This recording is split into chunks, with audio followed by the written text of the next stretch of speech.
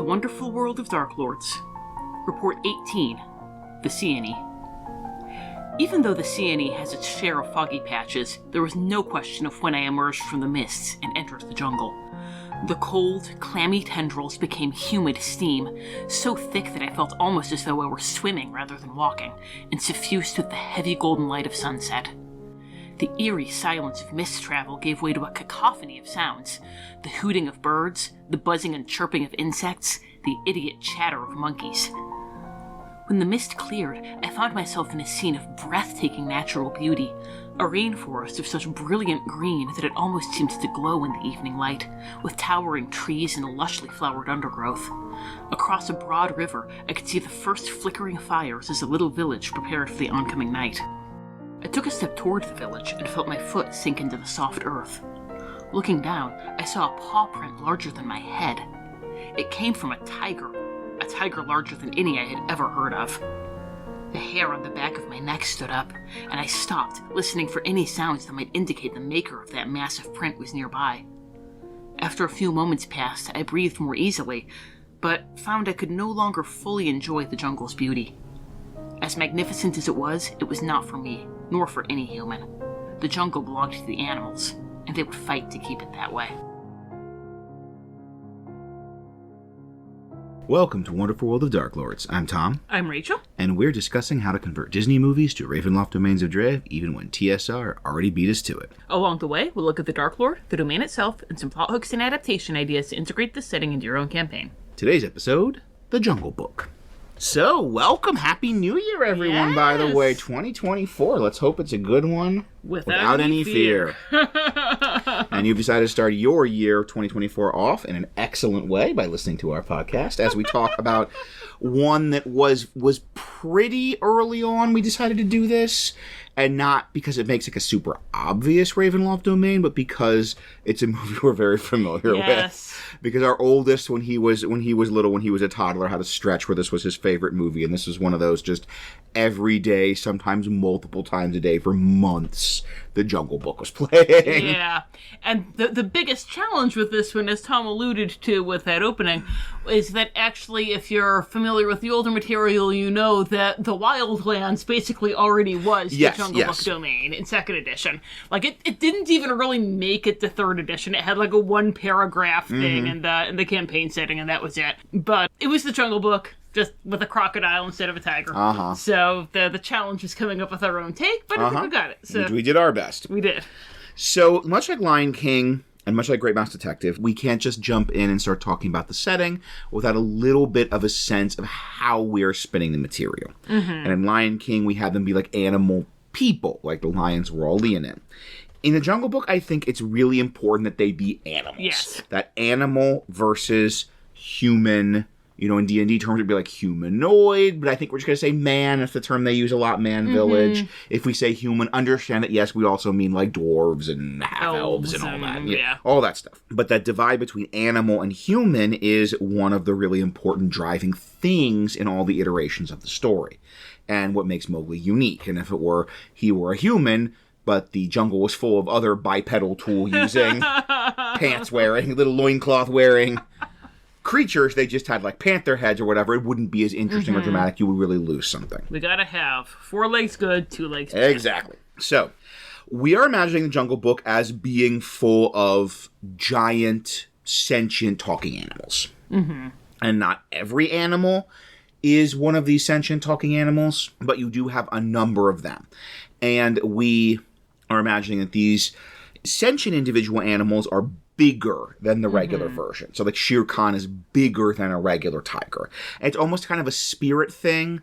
Like there are other tigers in other places in the jungle, but Shere Khan is like the tiger of tiger. A Baloo is like the bear of bears. He's almost like a bear spirit type character. He's intelligent, he's sentient, he's a bear. There are other bears you could run into. They might be sentient, they might not. But that's what we've got here, the kind of population of the jungle. Kind of like the talking animals in Narnia. Like, yes. I think it even had, I know with Reepicheep, but I think with the other talking animals, it also had that they were bigger. So just a similar kind of deal there. Yeah, it's very primal, very archetypal.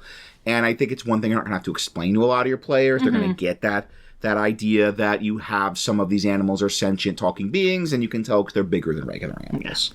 Some are just regular animals. Also, kind of like another movie that we're going to be bringing up again, you better believe it, Princess Mononoke. Yes, indeed. Yes. Wolves are big enough for you to ride on. Yes, they are.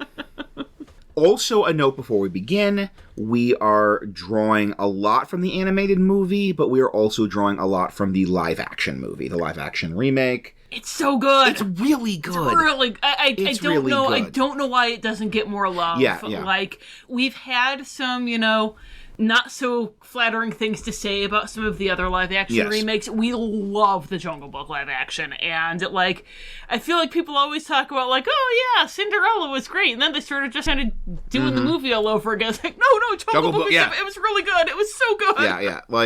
Not a fan of the live actions. There's very few movies where we are going to be bringing in the live action remake in a heavy way, but Cinderella's probably going to be one of them.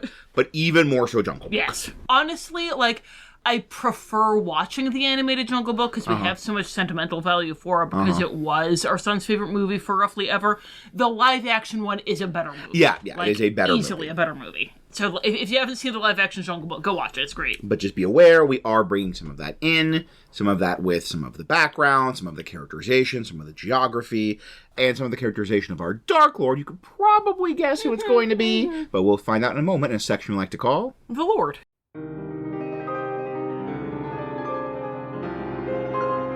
The Lord. Having little experience with the wilderness, I proceeded to the village and hired a guide, a young woman named Priya. Priya explained that she was planning an expedition to the jungle to hunt for tiger pelts. An enormous tiger, as large as a draft horse and as intelligent as any humanoid, stalked the jungle, killing anyone with the temerity to walk in on 2 legs. This tiger, called Shere Khan, had a scarred face and a blinded left eye. Many of the village's hunters boasted that they or their parents were the ones responsible for his injuries, but none of those claims had any ring of truth, and I saw many surreptitious eye rolls from the friends and family of these hunters. A human had almost certainly given him those scars, for they were clearly burns. Whoever burned him, however, was no longer in the village, and doubtless did it as a final act of defiance. In an effort to rid themselves of Shere Khan's shadow, the village had placed a sizable bounty on tiger skins, and thus Priya hoped to make her fortune. I was puzzled at first, for deadly animals seemed commonplace in the Sieni. Other villagers had told tales of wolves, panthers, disease-bearing insects, even a python large enough to swallow a grown man whole. Despite these manifold dangers, the entire village was adamant. The great tiger Shere Khan was more dangerous than any of them. Other creatures in the jungle killed for food. Shere Khan's victims were often found mauled, but uneaten. He killed for power, and his appetite for it could never be sated.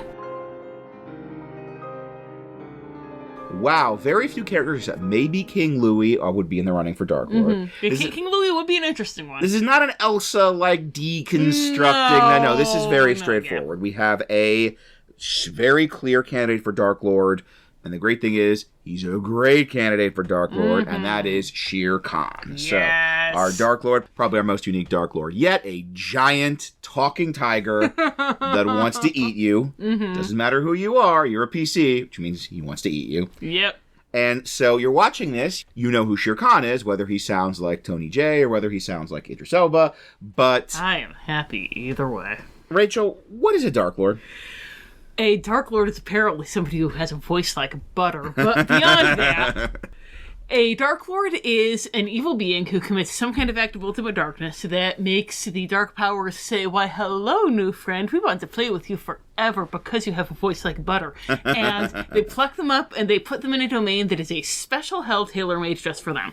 There are really great Dark Lords. There are not so great Dark Lords, like Uruk von Karkov, who I'm going to pick on again because he's a panther, and we got Bagheera. Right, very relevant, actually, more than usual. So we are going to talk about the 4 qualities that really separate the Strahd von Zaroviches from the Uruk von Karkovs, and kind of how we are going to apply those 4 elements to Shere Khan. So our first element is that act of ultimate darkness. They did a specific evil thing that pulled the Dark Power's attention. In Strahd's case, it was killing his brother because he wanted to get with his brother's fiancée. Our second one is what they call in Venderton's Guide to Ravenloft, the Torment. Since we're a Disney podcast, we call it They Got What They Wanted, They Lost What They Had. In Strahd's case, It's, congratulations, your brother is out of the way. There is nothing standing between you and Tatiana except the fact that she's not into you and never will be and will keep reincarnating and rejecting you for all eternity. Our third one is an element of tragedy or relatability. They're not just evil for the sake of being evil. There's something in them that makes us kind of wince in sympathy. In Strahd's case, imagine your crush rejecting you for all eternity and reincarnating to continue doing it over and over again. And then our final element of a Great Dark Lord is that the domain reflects the Dark Lord in their curse in some way. Strahd is a vampire and is thus the Dark Lord of spooky gothic vampire land. He is not the Dark Lord of the jungle. Unlike Eric von Karkov. Unlike Eric von Karkov.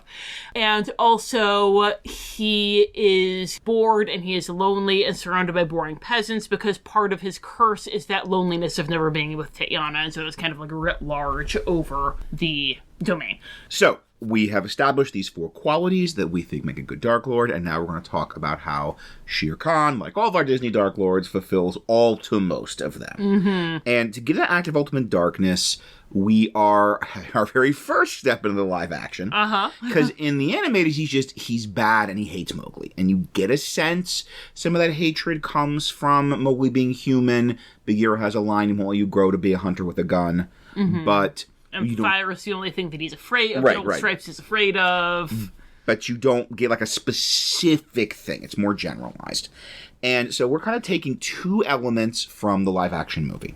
And one of those is Mowgli's mother, his wolf mother. She is a line, she's critiquing Shere Khan. Shere Khan is saying having Mowgli there is breaking the law of the jungle.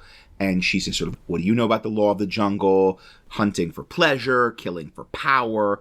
So that's, we both blocked in on that right away as a potential thing. Because that's what humans do, right? Exactly. That's the thing. He hates humans, but humans hunt for pleasure and kill for power. Yes, it's so good. So something Shere Khan has done has made him, thou art the man cub, Shere Khan. I love it. Love you too. And then we also have, in the live action, this idea that Shere Khan actually is the one that orphaned Mowgli. That Mowgli was baby, little toddler, traveling with his father through the jungle. They were staying in a cave, and Shere Khan went and killed his father. His father burned Shere Khan's face, and scared him away, and Mowgli wandered out and met Bagheera. So kind of combining those together, it was Shere Khan. He never likes humans. And he just gets this inclination. He sees the cave. He knows they're in there. And he kills Mowgli's father for pure dominance. He's not hungry. They're not a threat. There is no kind of natural animal reason for him to kill this man. But he does it just to establish his dominance. Just because he hates humans. Mm-hmm. For pleasure, for power. And by breaking the law of the jungle, he has gone against his own moral standard, which is classic Dark Lord behavior. Ding, ding, ding. And then as he kills, his teeth, his claws kill Mowgli's father, the mists rise around the jungle and bring them into Ravenloft. And that also then is going to transition to our torment. And the torment is got this general idea: humans will always be stronger than him. Like, he is the biggest, baddest cat in the jungle. He is an apex predator. Everybody in the jungle's afraid of him. Everybody in the jungle gets out of his way. But humans will always be able to overcome him. And not maybe one human alone, but it's humans with guns, with fire, with traps, will always be able to overcome him. So, like, one of the ways for our grognards who are wondering how this is going to be different from the Wildlands, one of the ways that we're differentiating it is that with the Wildlands, it was just straight up the jungle. But in the Jungle Book, the man village is really important. So we have that there is still the man village there. It's on the outskirts of the jungle, and Shere Khan can never do anything about it. Because he can attack the man village, but then he's going to get Zerg rushed by humans with guns and fire.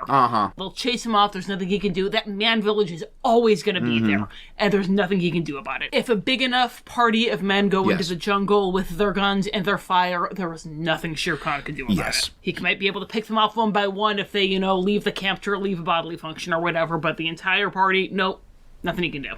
There is the jungle, and that is his domain, and he is the ruler of the jungle. But then there's this man village, and he has no power over it, and it is there, and it is just this itch in his brain knowing it's there. And we'll dig into this some more. So that's sort of the general torment. And the specific manifestation is Mowgli. He's the Tatiana type character. Yeah. The specific kind of manifestation of this torment, that he is in the jungle, he is a human, and Shere Khan will never be able to kill him. Like, he'll never be able to have that dominion. He'll never be able to exercise his will. There will be always be this human, this man cub living in his jungle. Yeah. And he can't do anything about it. They're not even just confined to the man village, but at least the jungle is his. Mowgli's there, and he'll always be there. And another element we're thinking is that Shere Khan has, since he became a Dark Lord, been stepping up his attack on any humans that go into the jungle for collecting wood, for hunting, for travel, for anything like that. He's been picking them off. So, of course, how are the humans responding? They are coming in with bigger armed parties. They are kind of expanding a little bit their defenses. It's not just one human woodcutter coming in anymore. It'll be a, half dozen all with guns, which is pushing into his jungle, rubbing his face in the fact that there's nothing he can do about them, and maybe he could go in and kill that half dozen hunters with guns or woodcutters with guns, but then next time it's going to be a dozen with guns, and he knows that. So his actions are causing the fate he's trying to avoid, which is one of my very favorite Dark Lord things. Yes, indeed. I love that one. And with this whole humans will always be stronger, humans have fire, humans have guns, etc. It ties into number one, and yet another thing we love about the live-action movie, which is the thing that separates Mowgli from the rest of the jungle, is that he has technology. He has the wolves call them his tricks. That he's able to kind of figure out how to use, I can't get the water, by getting right down to the pool, so I'm going to rig up a little basket on a vine and be able to drag it to me that way. And there is a book that we love. This is 100% endorsement. Yes. It's called Scary Stories for Young Foxes by Christian McKay Heidecker. And it's basically Watership Down if it were an easier reading level and explicitly a horror novel. Yes. And about foxes. And it's basically how nature itself is a horror story if you're a fox. Yes, it is. And one of the monsters that shows up is a human, because humans are horrible monsters. They sure are. And one of the characters' mothers has a line that she says to her that's always run away if you see a human. It's something like, no matter how much of a clever paws you are, humans are 1,000 times more clever. And they're cleverer than you by a landslide. They're cleverer than you by a landslide. That was it.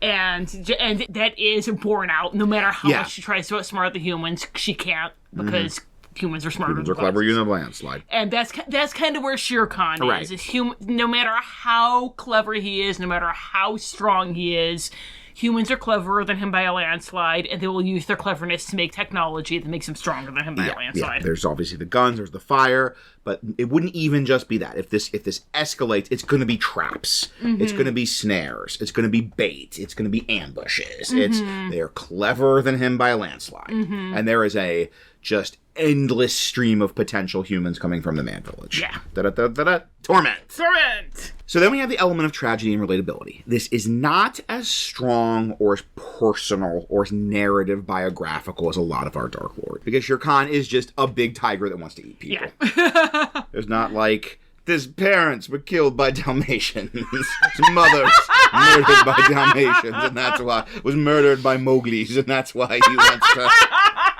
He hates all Mowgli's. Actually, Mowgli killed his father.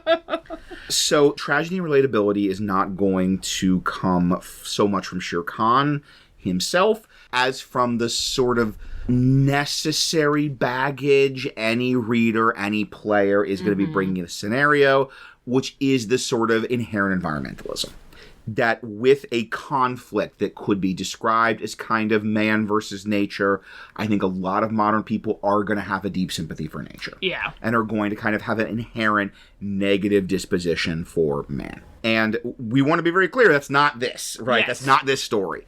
This is not Princess Mononoke. That was mentioned before and will be mentioned again. This is not the humans are wrecking the environment. This is not Shere Khan as some kind of defender of nature. Shere Khan is a defender of Shere Khan being the king of the world. Yeah, we want to, and we're going to get into this more later, but it's really important for our version of this domain that the humans not be these horrible, like, rapacious, pillaging, because then Shere Khan is right. Yes. And then he really was just defending the jungle when he killed Mowgli's father. We want it to be, okay, we're going to get into this a little more later, that if that does happen, it's because Shere Khan made it happen. Yes. That the humans were living there totally peacefully, totally in harmony with nature, and if you want to bring in any more of that kind of like shades of gray conflict, it's because Shere Khan made it happen. Yes. Because we want him to be totally Dark Lord, totally culpable. Yes.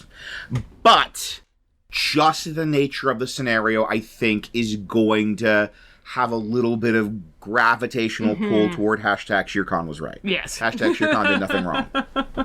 Hashtag no man cubs in the jungle. The subtext is there. You have this nature versus man.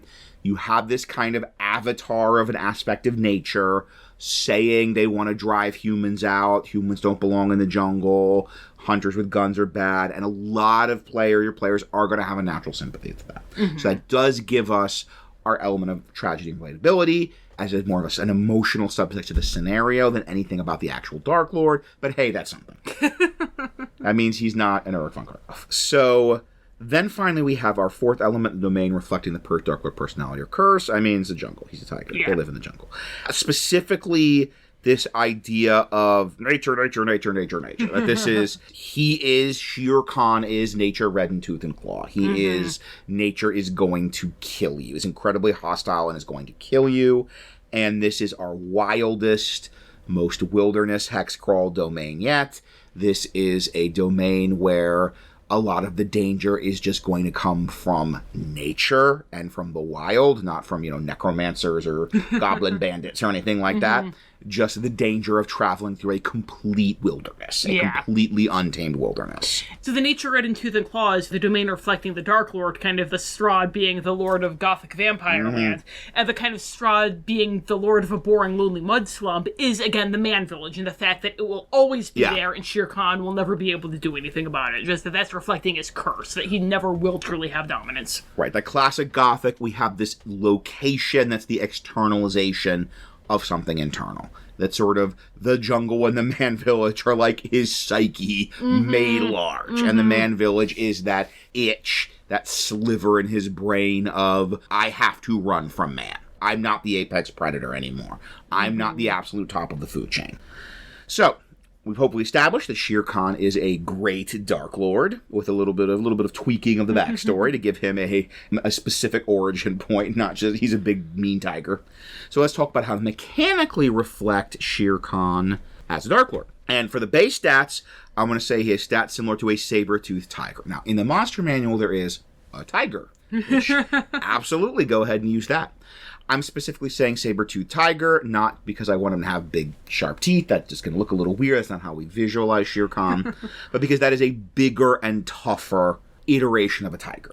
If we had dire tigers in 5e, then we would absolutely do that. We don't yet. Yes. If by the time you're listening to this, there's a supplement that's come out with dire tigers in it, then use the dire tiger. Let us know in the comments. Like, subscribe, leave a comment. Hit us up on socials. If you're listening to this in like 2025. No, right, or if there is one, you're like, oh, actually, the supplement, Horde of the Dragon Queen is a dire tiger, then... I looked it up, I could only find third-party stuff, but you never let us know in the socials.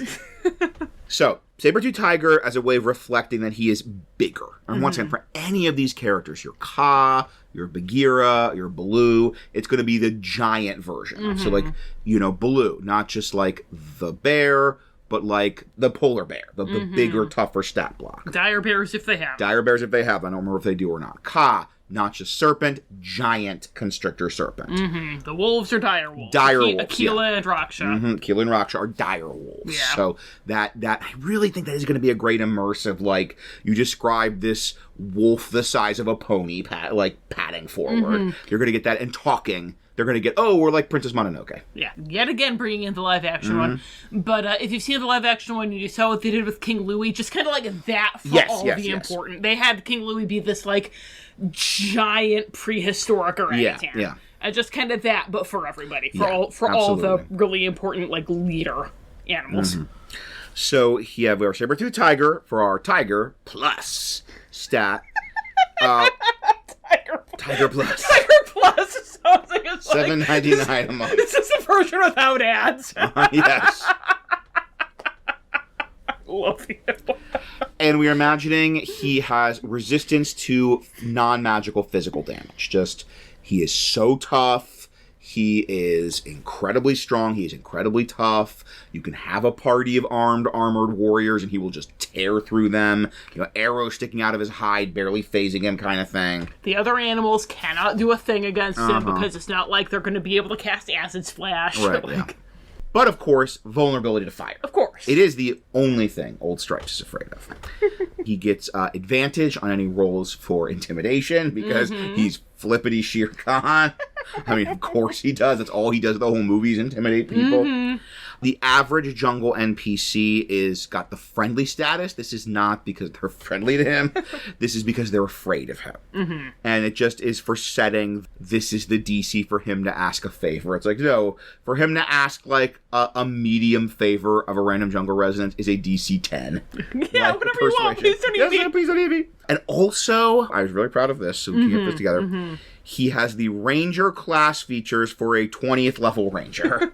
Because when you give a monster PC stats, stuff gets crazy. A monster. A monster. We want to really emphasize that he is the ultimate hunter. And some of those Ranger features are the perfect way to do that. Also the ultimate Lord of the Jungle. The Lord of the Jungle, exactly. Favorite enemy, natural explorer, favorite terrain, like all of those things Rangers can have, Shere Khan has. It's up to you if you want to like give him some of the spells. You could flavor them to be natural stuff, like Long Strider he can just move so fast, or Spike Growth could be just he shoves you into a patch of thorns. Definitely, however, Hunter's Mark. Yes. He absolutely has Hunter's Mark and uses it all the time. He does. And personally, with the spells, I would use them as like the equivalent of legendary or lair actions. If they're doing a fight, those Ranger spells a 20th level Ranger would have, that would be kind of how he did lair actions or legendary actions. He's like using the terrain as well as his own predatory nature, his own teeth and claw to fight you. So like as a lair action, as a legendary action, he slams into you and basically casts Spike Growth and kind of knocks you into a thorn bush. Because he knows where all of the thorny growths are, yeah. And then finally, the power that all Dark Lords have, the closing the borders, except for Prince John and sort of Kevin McElminster. And also sort of not Shere Khan. Sort of Shere Khan, yeah. So he can close the borders. Mist doesn't super feel thematic, so we're imagining, and I think this actually fits even more the idea of the wild and trackless primeval jungle. You just can never get out. You just loop back. Like you're going through the jungle, you're trying to leave the jungle and get to the borders, but you just find yourself looping back to like other parts of the jungle. It's the Blair Witch Project. Exactly, yeah, it's that. It's you pick a direction and you spend the entire day walking east, and then you're back in some random part of the jungle that's in the north. So unless Shere Khan opens the borders, you're just stuck in the jungle wandering in circles. Except, and I was very proud of this idea, the Man Village. That in the Man Village and like the outskirts of the Man Village, there's a mist way that he cannot shut. So he can shut the borders for the rest of it, but there'll be just this path out of the Man Village that leads to another domain, that leads into the mist, and he cannot shut it, because once again, that's the whole point of the Man Village, is the itch in his brain that he has no control over. It really does not quite count as part of his domain. It is the area, by definition, outside of his control, and that includes the borders. Also, this works thematically. It's like Shere Khan's playing very, very, very serious tag with you, and the Man Village is base. Ollie, Oxenfree. Ollie, Oxenfree, yeah. He is playing tag.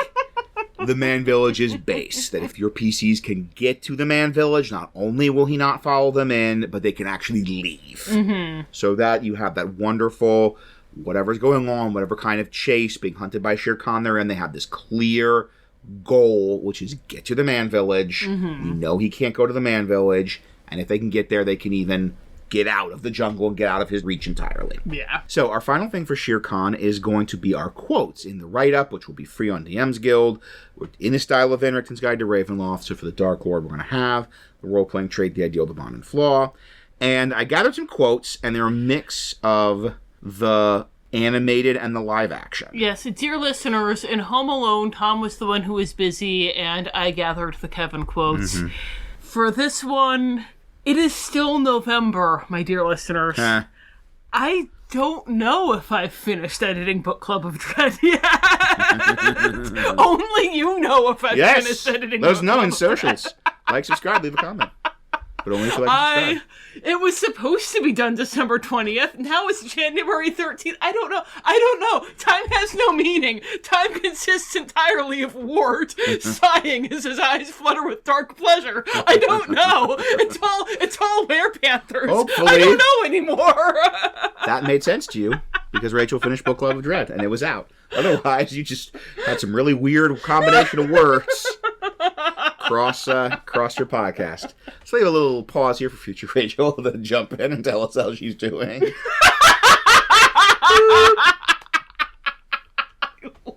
I love you too. I finished it. What dark mayhem I have wrought. So, Shere Khan, I've got a couple of quotes from... I'm so glad we have the live action for so many reasons, not just because there's more than basically 2 scenes with Shere Khan. Yeah. Like, think about it. Most of the movie in the animated Jungle Book, he's not there. Yeah. And he has... They talk about him. A scene with Ka, basically, and like a scene where he's listening to the Dawn Patrol, and then the scene with Mowgli. Mm-hmm. And like, that's it. He's the Hannibal Lecter of this set. He's on screen for like 11 minutes. Like, who'd have had to go to Tailspin if we didn't have Yeah. Should not really? I might bet you that. No. And if you want to do them as, Manimals, then Tailspin Right, yeah. has already gotten Spelljammer, maybe. Yeah. Let us know in the comments if you want to do a Tailspin. Wow, yeah, Tailspin actually been a great Spelljammer setting. Yeah, Wow. I've often thought, dear listener, that if you wanted to run, I was thinking because through the lens of Star Wars, because that's what I do everything. That's how I process information. It is. And confirm. If you wanted to run a sort of Star Wars Han Solo scum and villainy-esque, you're like dudes with a ship. You're a ragtag crew with your ramshackle ship, kind of Firefly style. You're just trying to like keep it flying. Then you could really do a lot worse than just taking episodes from Tailspin. We will absolutely do a Peddler's Tales about Don Carnage. That's just happening. Yes, he's so great. Okay. Chris, you heard it here first time. We haven't told you Don this yet, Carnage. but now you know. So, here is my quotes from the animated Jungle Book. And you should know that everyone runs from Shere Khan. And that's in response to Mowgli saying, I'm not going to run. You should know that. You know who I am, like Shere Khan, and you should know everyone runs from Shere Khan. There's something potential there. And this is same scene. And then this is to the vultures. Bravo, an extraordinary performance. And thank you for detaining my victim. And then finally, you have spirit for one so small. And such spirit is deserving of a sporting chance. And I'm going to close my eyes and count to 10. It makes the chase more interesting for me. That sounds like a trait, but we'll see. Yeah. Yes, exactly. So now we're going to have a real shift in characterization. That's part of our thing, is trying to reconcile the two very different, like, personalities Shere Khan has in the movies. Yeah, the animated Shere Khan is very genteel. There's this mask of sort of gentility over the vicious interior, whereas in the live action, he's just a bully. Yeah. He's much more aggressive. And one of my favorite moments in the animated, I couldn't get a quote out of it, sadly, because it's very context dependent, is Ka is starting to hypnotize him. And he just sort of swipes at Ka's face and then delivers like, no, there's enough time for that. Like, it's just that absolute self-possessed aristocratic disdain. Just the like, I'm just swiping this like a fly, and I'm just going to sort of mumble, I don't have time for this. Because that is how completely in control I am in this situation. So, all right, so here's yourself a Shere Khan. I will have all of you in my teeth. Okay, so... Just for an example of the difference there. Yeah, right, that's not going to be a thing you're going to get in the original. Then we have two big quotes I think are going to be very fruitful for us. And one is, this is after he kills Akela, because they're refusing to turn over Mowgli. Have I got your attention now? I didn't want to be this way. I made it so simple. All I asked for was one thing, and you denied me. Well, that ends now. Spread the word. Until I have the man cub, these hills are my hills. You did not respond to reason, so now you will know fear. Ooh. Right, there's a lot there. There's a lot there. That's a very long quote, but that contains like 4 usable smaller quotes. Wow. And then this was when he first kind of encounters Mowgli. It's this really neat thing that there's a drought, so basically there's like a truce. That the law of the jungle is during this drought, there's a truce because... It's called the water truce. The water truce because drinking is before eating, and even the whole, like, we have to have peace around the watering hole. Yeah, so you can hunt elsewhere, but if somebody's at the watering hole, you don't touch them. Yeah, all the animals, crocodiles and warthogs, side by side. Mm-hmm. So, though I'm deeply respectful of these laws to keep us safe, here's my promise. Nothing lasts forever. The rains will return, and the rivers will rise, and when this rock disappears, that truce will end. You want to protect him? Fine. But ask yourself, how many lives is a man cub worth? That's really good, but it's so context dependent. It's so context dependent, yeah. It's so context dependent. So this is from earlier in that scene. Shift your hunting grounds for a few years, and everyone forgets how the law works. Well, let me remind you, a man cub becomes man, and man is forbidden. A man cub becomes man, and man is forbidden. That feels like either the ideal or the bond. Yes, it does. Because his bond is kind of to his hatred of man and his hatred of Mowgli. I Bond. I think that's our best. That's our best bet for Bond. I don't know what else we would do for Bond. So right, exactly. That is sort of the external thing that is most important to him, is this idea of man is forbidden and man should be out of the jungle. Mm-hmm. So then we still need our ideal, our role-playing trait, and our flaw. What do you think? You're about to say something. I really like for the trait, we don't have to have the whole big long quote for it, but I think the trait could be like, such spirit is deserving of a sporting chance. Now I'm going to close my eyes and count to 10. It makes his chase more interesting for me. I think that's good for a trait. That tells you everything you need to know about him. I'm really glad. I do want to try and work in some of those OG Shere Khan quotes as well. So for the trait. Also, this is the kind of thing where you're likely to play, PCs are likely to interact with. Yeah. This is a very PC-facing interaction of the monster being like, all right, I'm going to give you a 10-second head start. Mm-hmm. And the sort of... The self-possession of like, oh, you have spirit, so... And even in the live action, you get the whole, this is what he wants to be. Yes. But he has too much of a temper on him. So this is... we're almost getting kind of like a Tiger Radigan here. Yeah. This is the hulked out version is the one that we get in the live action. But you do get that's like kind of what he's trying to do, and you can even see the Idris Elba version delivering this in a much more aggressive way. Right, yes. So with a flaw, it has to be something with the kind of killing for pleasure, killing for power. Mm-hmm. I'm thinking maybe you do not respond to reason, so now you will know fear. Yeah, that it's purely for intimidation. Yeah. That he's not saying, I'm hungry, so I'm going to eat you, which you do not respond to reason, so now you don't live here. And so that is that domination. Mm-hmm. And that domination, he's not doing this. The whole scenario, he's not... doing, killing a Kayla for any kind of territory or any kind of eating or protecting his territory or anything like that, or Kayla was a threat. He was doing it just for power. Yeah. And we can't get the whole scene, sadly, because that would be perfect, but that I think it's captured and you do not respond to reason, so now you will know fear. Yeah. Okay, so we have our trait, our bond, our flaw. We just need our ideal. I could see... maybe everyone runs from Shere Khan. I was thinking everyone runs from Shere Khan, too. Nice. Look, high five for shared thing. The only other one, like, a man cub becomes man and man is forbidden is really good for the, like, honestly, I think that's better even for the ideal than for the bond, but we don't have anything else that works super well for a bond. So, Yeah. So you should, and what's ideal, that's his whole thing. It even makes sense as us. The problem is that man doesn't run from Shere Khan. Everyone runs from Shere Khan is his ideal. Yeah, you're right. Yeah. Like that is kind of the thing that guides him. That's why man is forbidden. Is because man does not everyone runs from Shere Khan. Yeah, I like it. All right, cool. And then even the everyone wants for Shere Khan, and pairing that with the spirit deserves a sporting chance. I'm going to close my eyes and count to 10. That kind of cat and mouseness of he's intimidating, but he'll even do the give you a 10-second head start to make the game more interesting. Yeah. And that also nicely ties in with the sort of this is just for pleasure. Like this killing is not for food. Yeah. This killing is for pleasure. He wants to make the game more interesting. Yeah, it's a game to him. Okay, excellent. So, with our final element of the Dark Lord write-up, in the Van Richten style, our role-playing trait ideal bond flaw quotes, we can now stop focusing entirely on the dark ruler of this jungle, Shere Khan, and talk more about the general jungle itself, setting itself, including even what we're going to call it Beyond the Jungle, in a section we like to call The Land.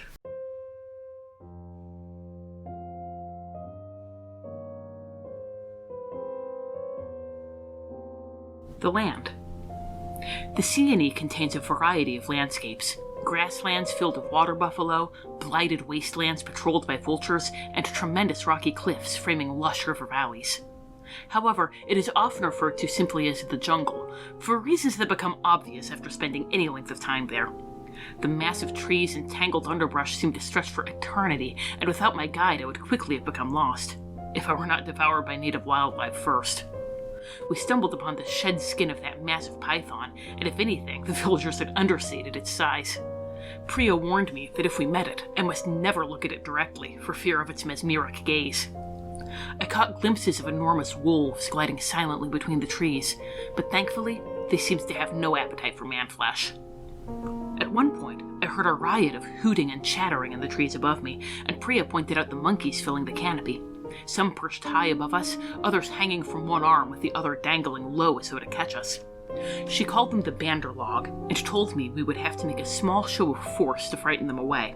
Otherwise, they would snatch us up and carry us to the ruined temple where they lived with their king, a massive ape who sought to learn the secrets of human magic and technology from kidnapped travelers. I was curious to see this temple, but being carried there by monkeys did not seem like the ideal way to visit it, so I obliged my guide with an eldritch blast. The Banderlog scattered, and Priya quickly took us down another path before they could return with reinforcements. As the Banderlog departed, Priya's eyes darted to the trees once again. I asked what she was looking for, and although she attempted to demur, I pressed the issue. She confessed that sometimes she spotted a figure in the trees that seemed at first to be a monkey, but was actually a young man. Rumors persisted that a human, perhaps a little boy, perhaps a youth on the cusp of manhood, lived within the jungle as one of the animals, but no one had ever gotten more than a glimpse of him.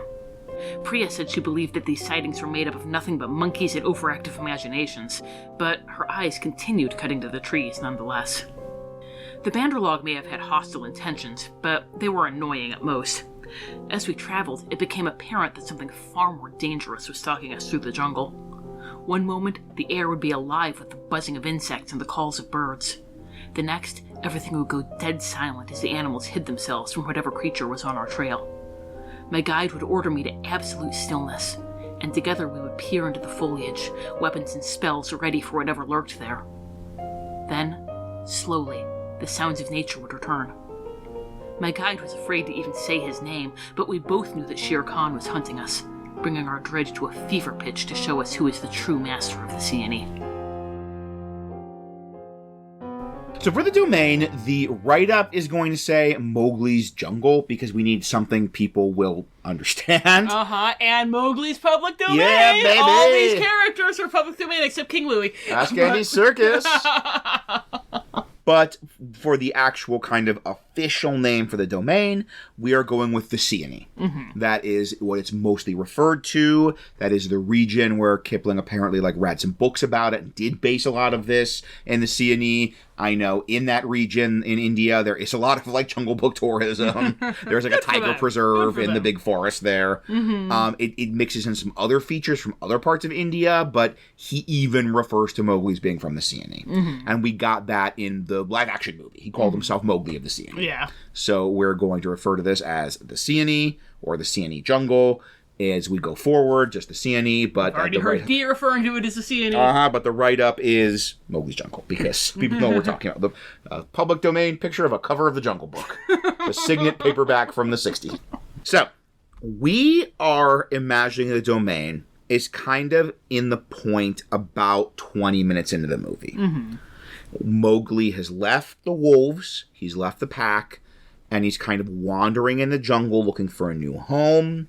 Shere Khan is hunting him, trying to find him, and that's kind of the permanent status quo of this setting. Yeah, by the time your PCs come in, maybe he's with Baloo, maybe he's with the apes, he wherever. It's in that kind of that point after our inciting incident of him leaving the pack.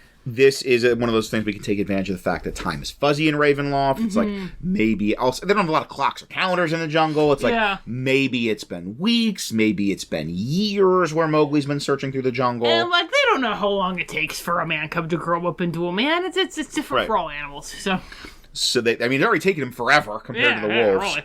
So that is where we are. So some amount of time has passed, and your PCs kind of entered the status quo there. And the CNE, in this case, it is that very much the primal jungle, the idea of the jungle. It is not just like pure jungle, but much like in the Jungle Book, in the book, and in the movies. It's a bunch of different terrain types. So we have grasslands, we have rocky cliffs, we have sections that are more like forest almost, but it is really just primal nature. And they'll refer to it as the jungle, but it is the primal archetypal idea of the wild. Most animals your PCs encounter, talking or otherwise, are terrified of Shere Khan. It might take your PC some work to win them over. They're going to start with an unfriendly disposition of humanoids just out of fear of Shere Khan.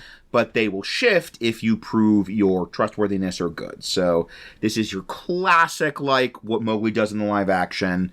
There's a baby elephant stuck in a ravine. Your PCs pull the elephant out of the ravine. They save the baby birds from the crumbling tree branch, whatever. And they win the animals over. They kind of prove they're trustworthy. They might save a panther cub so that they can literally save the cat. They can literally save the cat. And this is also going to take them more than Mowgli. Like, Mowgli, they're familiar with. Mowgli, they know he's a man, but he's kind of a half-jungle creature because he's grown up in the jungle. He speaks all the languages. He's very wild. But your PCs are going to be wearing, like, clothes and stuff. Yeah. And carrying gear and tools and weapons. And they can make the red flower with some of that stuff, I'm sure. Yes, they have several things red flower related. Her sorcerer might just be able to red flower all over the place. Yeah, ooh, that's going to be a whole thing. You do have Bagheera, and Bagheera will, if they demonstrate basic decency and not just slaughtering animals left and right, it's not a given, Bagheera will be friendly. Bagheera will over the moon them. to see you, And he will try and recruit the PCs to take Mowgli to the Man Village. Like, that's his big goal here. He's been trying to get Mowgli, track Mowgli down and get him to the Man Village, maybe weeks, maybe years, who can say. And now here are some humans, and they seem like they can take care of themselves, and what a perfect group of people to fawn off this job. Yeah, a bunch of heavily armed transients who are used to escort quests. Yep. So Bagheera will, that's a really easy way to kind of get them into this wider Mowgli story, is through Bagheera. In terms of specific locations, we've got a couple of them. We have got Council Rock, and that's where the wolves live, the wolf pack lives. This is going to be a social-political encounter. Unlike in the live-action movie, Akela is still alive. He's the alpha of the pack. He is wise. He's a good leader. If you're in Cub Scouts, he's the archetypal leader. And he's focused on the good of the pack. So he's not immediately going to be like, humans, you are our friends. We will fight beside you. He doesn't like Shere Khan. He wants to help Mowgli, but he is going to put the good of the pack ahead of that. And in the book, Jungle Book, the collection of stories, there's a very interesting, like, Shere Khan has been spending time with them and kind of winning over some of the wolves. You see a little bit of that in the live action, but you don't actually get to see it sort of come to fruition. Yeah, and kind of getting them to turn against Akela and say, oh, he's helping Mowgli, and Mowgli's just a drain, he's taking food from your mouths and things like that. So this is a cool, like, social political encounter where you've got this leader who is very sympathetic to the PC's sort of goals, but is like, okay, but that's not my priority. Like, my priority is the good of this pack, and if I do that, that puts the pack in danger. And I think that could be a very compelling character for a lot of PC groups. Yeah, and that also might actually be a way that he's sort of similar to Bagheera in that, like, an obvious thing that's good for both Mowgli and the pack is to say, oh, well, if you guys can take Mowgli to the Man Village, you'll be keeping him safe, and that way my adopted son is safe, he's getting out of here, he's, Shere Khan's not going to be coming after him and also after me, and, everything wins. And then also in the pack, you're going to have Raksha, who is Mowgli's wolf mom, previously mentioned. She's the obvious ally. She's the obvious, like, are you going to help Mowgli? Are you going to fight Shere Khan? She is all in for you. She is like, I am team PCs 100%. And kind of, that could be a great, that friendly NPC that's the one that like, oh, well, this wolf is this. And this kind of explains the scenario. Yeah. Explains the internal politics, explains the deliberation. And I really love the idea of this sort of very political, you have the different members of the wolf pack, and with the idea of Council Rock, and in both the animated and live action, we see this idea of it's a very consensus. Mm-hmm. So you could have a big, like, the charisma people, the bard, the paladin, get to come to Council Rock and give their speeches and really try and win the pack over. And then maybe have a big wolf fight. Yes! As the pro-Sheer Khan faction are like, we don't care that the pack voted for Mowgli. We will vote with our teeth! And then the barbarian gets to have some fun. So, everybody wins. And, like, the good wolves are on your side, and you're fighting the bad, helping you fight the bad Because the bard wolves. won over, so... So that's a fun session. Wolf political debate / big brawl at the end. I'm all in on That's like D&D perfection right there. Speeches and punching. Yes. So our second major feature is the Lost City. This is where the Banderlog, the monkeys, live, ruled by King Louie, who, let me clarify, is not the character from the Jungle Book animated movie, since that's proprietary. This is a original monarchical character spelled differently. Just take my word for it. Spelled differently. Similar to, but legally distinct from, Louis Prima's character in the animated Jungle Book. Well, I mean, clearly we're going to be modeling him off Louis the 14th. Right, yeah. Like there are many kings, historically, named Louis. There are 14. The Lost City's very Versailles influenced. Yes. There are at least 16 kings named Louis, and that's history. You can't copyright that. So, the Banderlog ruled by this monarch with a name.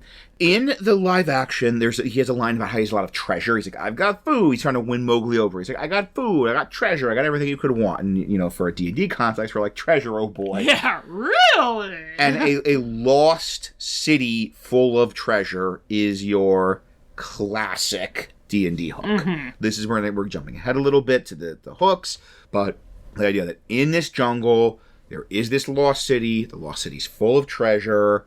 That is like a good dozen D&D adventures right there. Just, that's all you need for most PCs. To be like, well, that's what we're doing. Yeah. And the great thing is, there's plenty of combat here, but there's also a very good social encounter. That this is King Louie will absolutely try and recruit you in. You He wants to be like you, like he will. Especially if you've got that sorcerer who's red flowering left. Yeah, or somebody with a wand of fireball. Mm-hmm. Like, he has a very clear want, which is he wants the power to control fire, to make and control fire. And he will approach the PCs, try and get that. And he will be, like, very friendly. And he will be very willing to trade and give them what they want. Hey, you want these magic items? You want found in my big giant pile of treasure? You absolutely can have those if you make a deal with me. But it's the kind of offer where he's not taking no for an answer. Because he knows they can. Like, Mowgli, he was just wrong. No, he actually could give him what he wanted. Yeah, because even if you don't have somebody with fire spells in your party, a basic survival check, you know how to use flint and steel. Yeah. If you have an explorer's kit, you probably have a fire starter. Yeah. Tom was telling me about, was it Greece? Greece, yeah. That when Tom studied abroad, he studied abroad in Prague, and he took a detour in Greece, but there's a con that certain Greek criminals will perform on American tourists there, that basically involves they treat you like you're their new best friend, and then suddenly all of their other best friends come out of the woodwork and like take you to a bar, having a great time, and then the bill comes out and the smiles go away. And in I Want to Be Like You, when he gets to the Don't Try to Kid Me Man Cub verse, every time it hits that verse, I think about the smiles going away. And that's the con. They're buttering you up, and then then it lands. And they're like, we're not taking no for an answer. You are paying this tab. And this is another one where it's a cool mix of social and combat. And once again, if the PCs are like, we're fine giving this monkey with delusions of grandeur the power of fire, like, everybody can win here. And that's up to you to determine what the consequences of that are for this setting. That is exactly the kind of thing PCs would do. But this is another thing where it's social, but it's more of a social where, like, your rogue might step up. The more, like, deception, trickery, manipulation, a con job. Giving them a fake wand of fireball. Giving a fake wand of fireball, something with a limited number of charges, you know, just enough to get you out of there. Or something like that. Or, like, you give him a fake wand and the sorcerer's secretly making the fire start. So he thinks... Right, like... Oh, I like that. Yeah, right. So it's another social encounter, but it's much more of a con job social encounter. But either way, it could end with a big combat against hordes of monkeys, which is just fun. Then we also have the often mentioned place, the itch in Shere Khan's brain that he can't scratch, the Man Village. This is a village. It's the village. It's very like D&D. Does it have men? It has men. Does it have women? Possibly, at least one. So this is She will fetch the water. She will, when she's grown. This is your classic D&D setting of, like, there's the village and then the wilderness to go into. So I think a lot of PCs are going to kind of naturally make that connection of, oh, this is kind of home base. And for a lot of stories in this domain, this can be home base. This can have an inn, this can have a blacksmith, this can have nothing fancy, it doesn't seem super sophisticated, not like a magic shop, but it can have like a blacksmith and an inn, a place where they can buy basic supplies. And if you want to have this be more of a presence and have it be home base, I do recommend at least reading the Wikipedia plot summary of Jungle Book 2. Don't watch it. Don't watch any direct-to-DVD Disney sequels. Don't, please. No, please don't. You've seen Return of Jafar. You know how bad this gets. Yeah. But Jungle Book 2 does have a big section set in the Man Village, so that can at least give you, like, some NPCs, some geography, some description, just something to build on. If you're like, I don't want to make a village from whole cloth. There's also, do you remember the 90s live-action Jungle Book? I do, yes. In it? Yeah, so that also had a lot. It was much more kind of Tarzan than Jungle Book. Yes, it was. But that could also give you some stuff for the Man Village. Like, especially if you want to bring in this theme of Shere Khan creating his own worst enemy, and they're getting more rapacious. Yeah. You can also bring in some stuff from one of the stories in the Jungle Book collections called Tiger, and that's a bunch of it set in the Man Village. Weirdly enough, Jungle Book 2 is taking a bunch from that. But so that could also be a source of, like, potential NPCs, locations, customs, things like that. One thing we are taking from Tiger is the idea there's a reward for tiger skin. There's like a very big monetary reward for a tiger skin. Which there wasn't. There wasn't. Shere Khan started pulling this because you created your own problems, Shere Khan. And there's one character that is a hunter named Boldeo. I don't know how to pronounce it. And Boldeo is kind of the jealous. He wants to get the tiger skin. He wants the reward. So when Mowgli kills Shere Khan, which is what happens in the story, he tries to, like, steal the tiger skin from him because he wants the reward. And when Mowgli's wolf buddies chase him off, Boldeo, like, gets everyone to think Mowgli's a witch. So, you know, a very good, useful NPC type is the rival jealous jerk who, like, wants the treasure they got. Like, the greedy rival jerk, especially, like, a kind of parallel PC group. So, there you go. If you want a name for a jealous, greedy jerk, Boldeo. And then, finally, one more spot we're going to talk about is the Wasteland. This is the best thing I could come up with for that section we do see in the animated movie where the vultures live. Yeah. Because that's very moody, very evocative, like, kind of dead grassland with dead trees, and there's like a storm, and there's like lightning strikes. That's a very cool, evocative place we want to work it in. Yeah. And also the vultures are a super great NPC group because it's the kind of like, it's a really neat idea that vultures would be working for Shere Khan. Yes. This idea that, like, well, Shere Khan is this killer, is this hunter, so the carrion eaters are, you know, going to be feasting if they follow Shere Khan around. And there was, in the book, we had Tabaqui the Jackal, who was just straight up his accomplice. Like, right, we get pure bad guy. Yeah. Dude. Like in the animated Jungle Book, you know, we get the vultures, they have a heart of gold. Tabaqui did not have a heart of gold. Yeah. So if you want to have just like pure, vicious, you know, carrion-eating monsters, Tabaqui's the way to go. You just want Shere Khan to have a little goon. Yeah, and you know, who doesn't want? You want some like some hyenas to his scar. Just a little goon. Yeah, you got a great cat with carrion-eating sidekicks. Yep. What more do you need? If you want it to be more like the vultures where the PCs can flip them, then you've got, the vultures. They are like, and you can do this with either vulture types or tabaqui types, that they're kind of luring the living animals in, kind of bringing them to Shere Khan so that Shere Khan can kill them and they can get meat. And if you're doing a tabaqui type, then he's 100% into all this. in. Yeah. If you're doing more like the vultures, they're used to not having to look their prey in the eye before they eat it. That's the whole thing about being a carrion eater. And, when you actually, talk to the prey and find out that it has a personality and an interior life and everything, you start feeling real bad about yourself if you're trying to get it killed. Or even just, the idea that they do fundamentally respect the laws of the jungle and the circle of life and all that, and then they're like, wow, we're eating great, but a lot of prey, carrion we can't even eat, and that, that's itching our brains, that, that's really bothering us and really kind of giving us a moral stomach ache.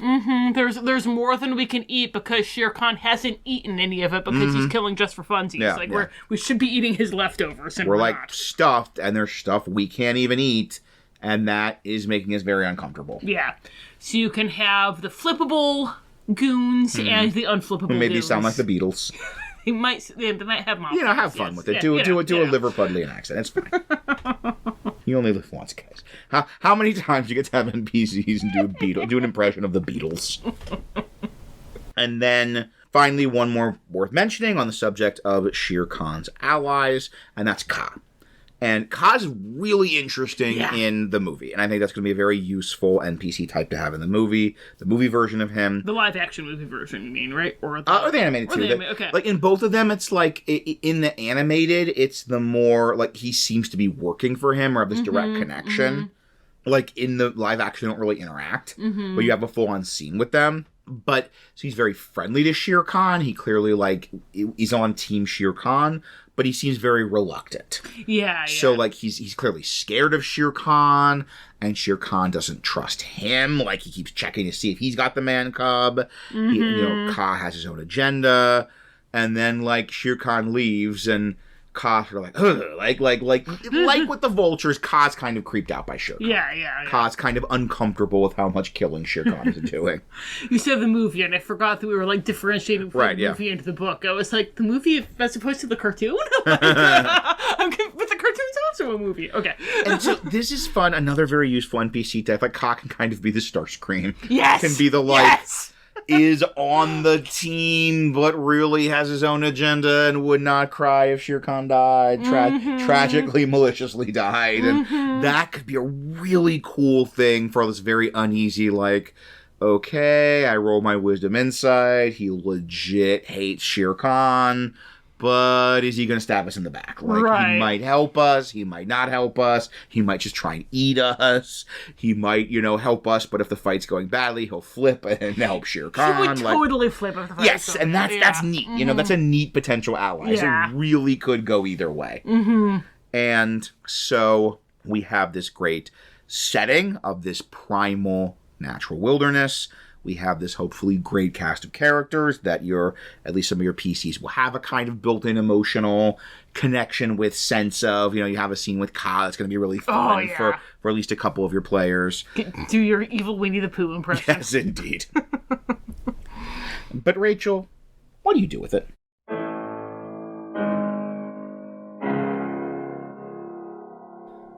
Dread possibilities. Eventually, the time came to make camp for the night. Despite the heat, Priya insisted that we make a fire. It would keep the animals at bay, and any predators it might attract would doubtless catch our scent no matter what we did. She offered to take first watch, and I settled down for an uneasy night. I will never know what possessed Priya to leave the safety of the fire. Perhaps she simply had to take care of a bodily necessity. Perhaps the Banderlog stole something and she thought that she could leave for a mere moment to retrieve it. Perhaps that python drew her away with its eyes. I do not know. All I know is that I awoke to the sound of her screams. Remembering what she had told me about the animal's fear of fire, I snatched up a burning log and followed the sound of her agonized cries. I found most of her hanging upside down from a tree, and the rest of her on the ground. Whatever killed her had not bothered to eat her. We had followed the river to our campsite, and I hoped I would be able to return to the village by following the river again, occasionally casting fly to get a bird's eye view to help guide me back. Had Priya not taken such a simple path, I would doubtless have become lost, and I wondered if she had been preparing for this possibility. As it was, I was able to stay on track, traveling as quickly as I could, always dreading the moment when the jungle would go silent again. I believe Shere Khan intentionally waited until I was almost to the village to make his move. It was more amusing to him that way. I had just flown above the trees and knew that I only had another hour or so to go.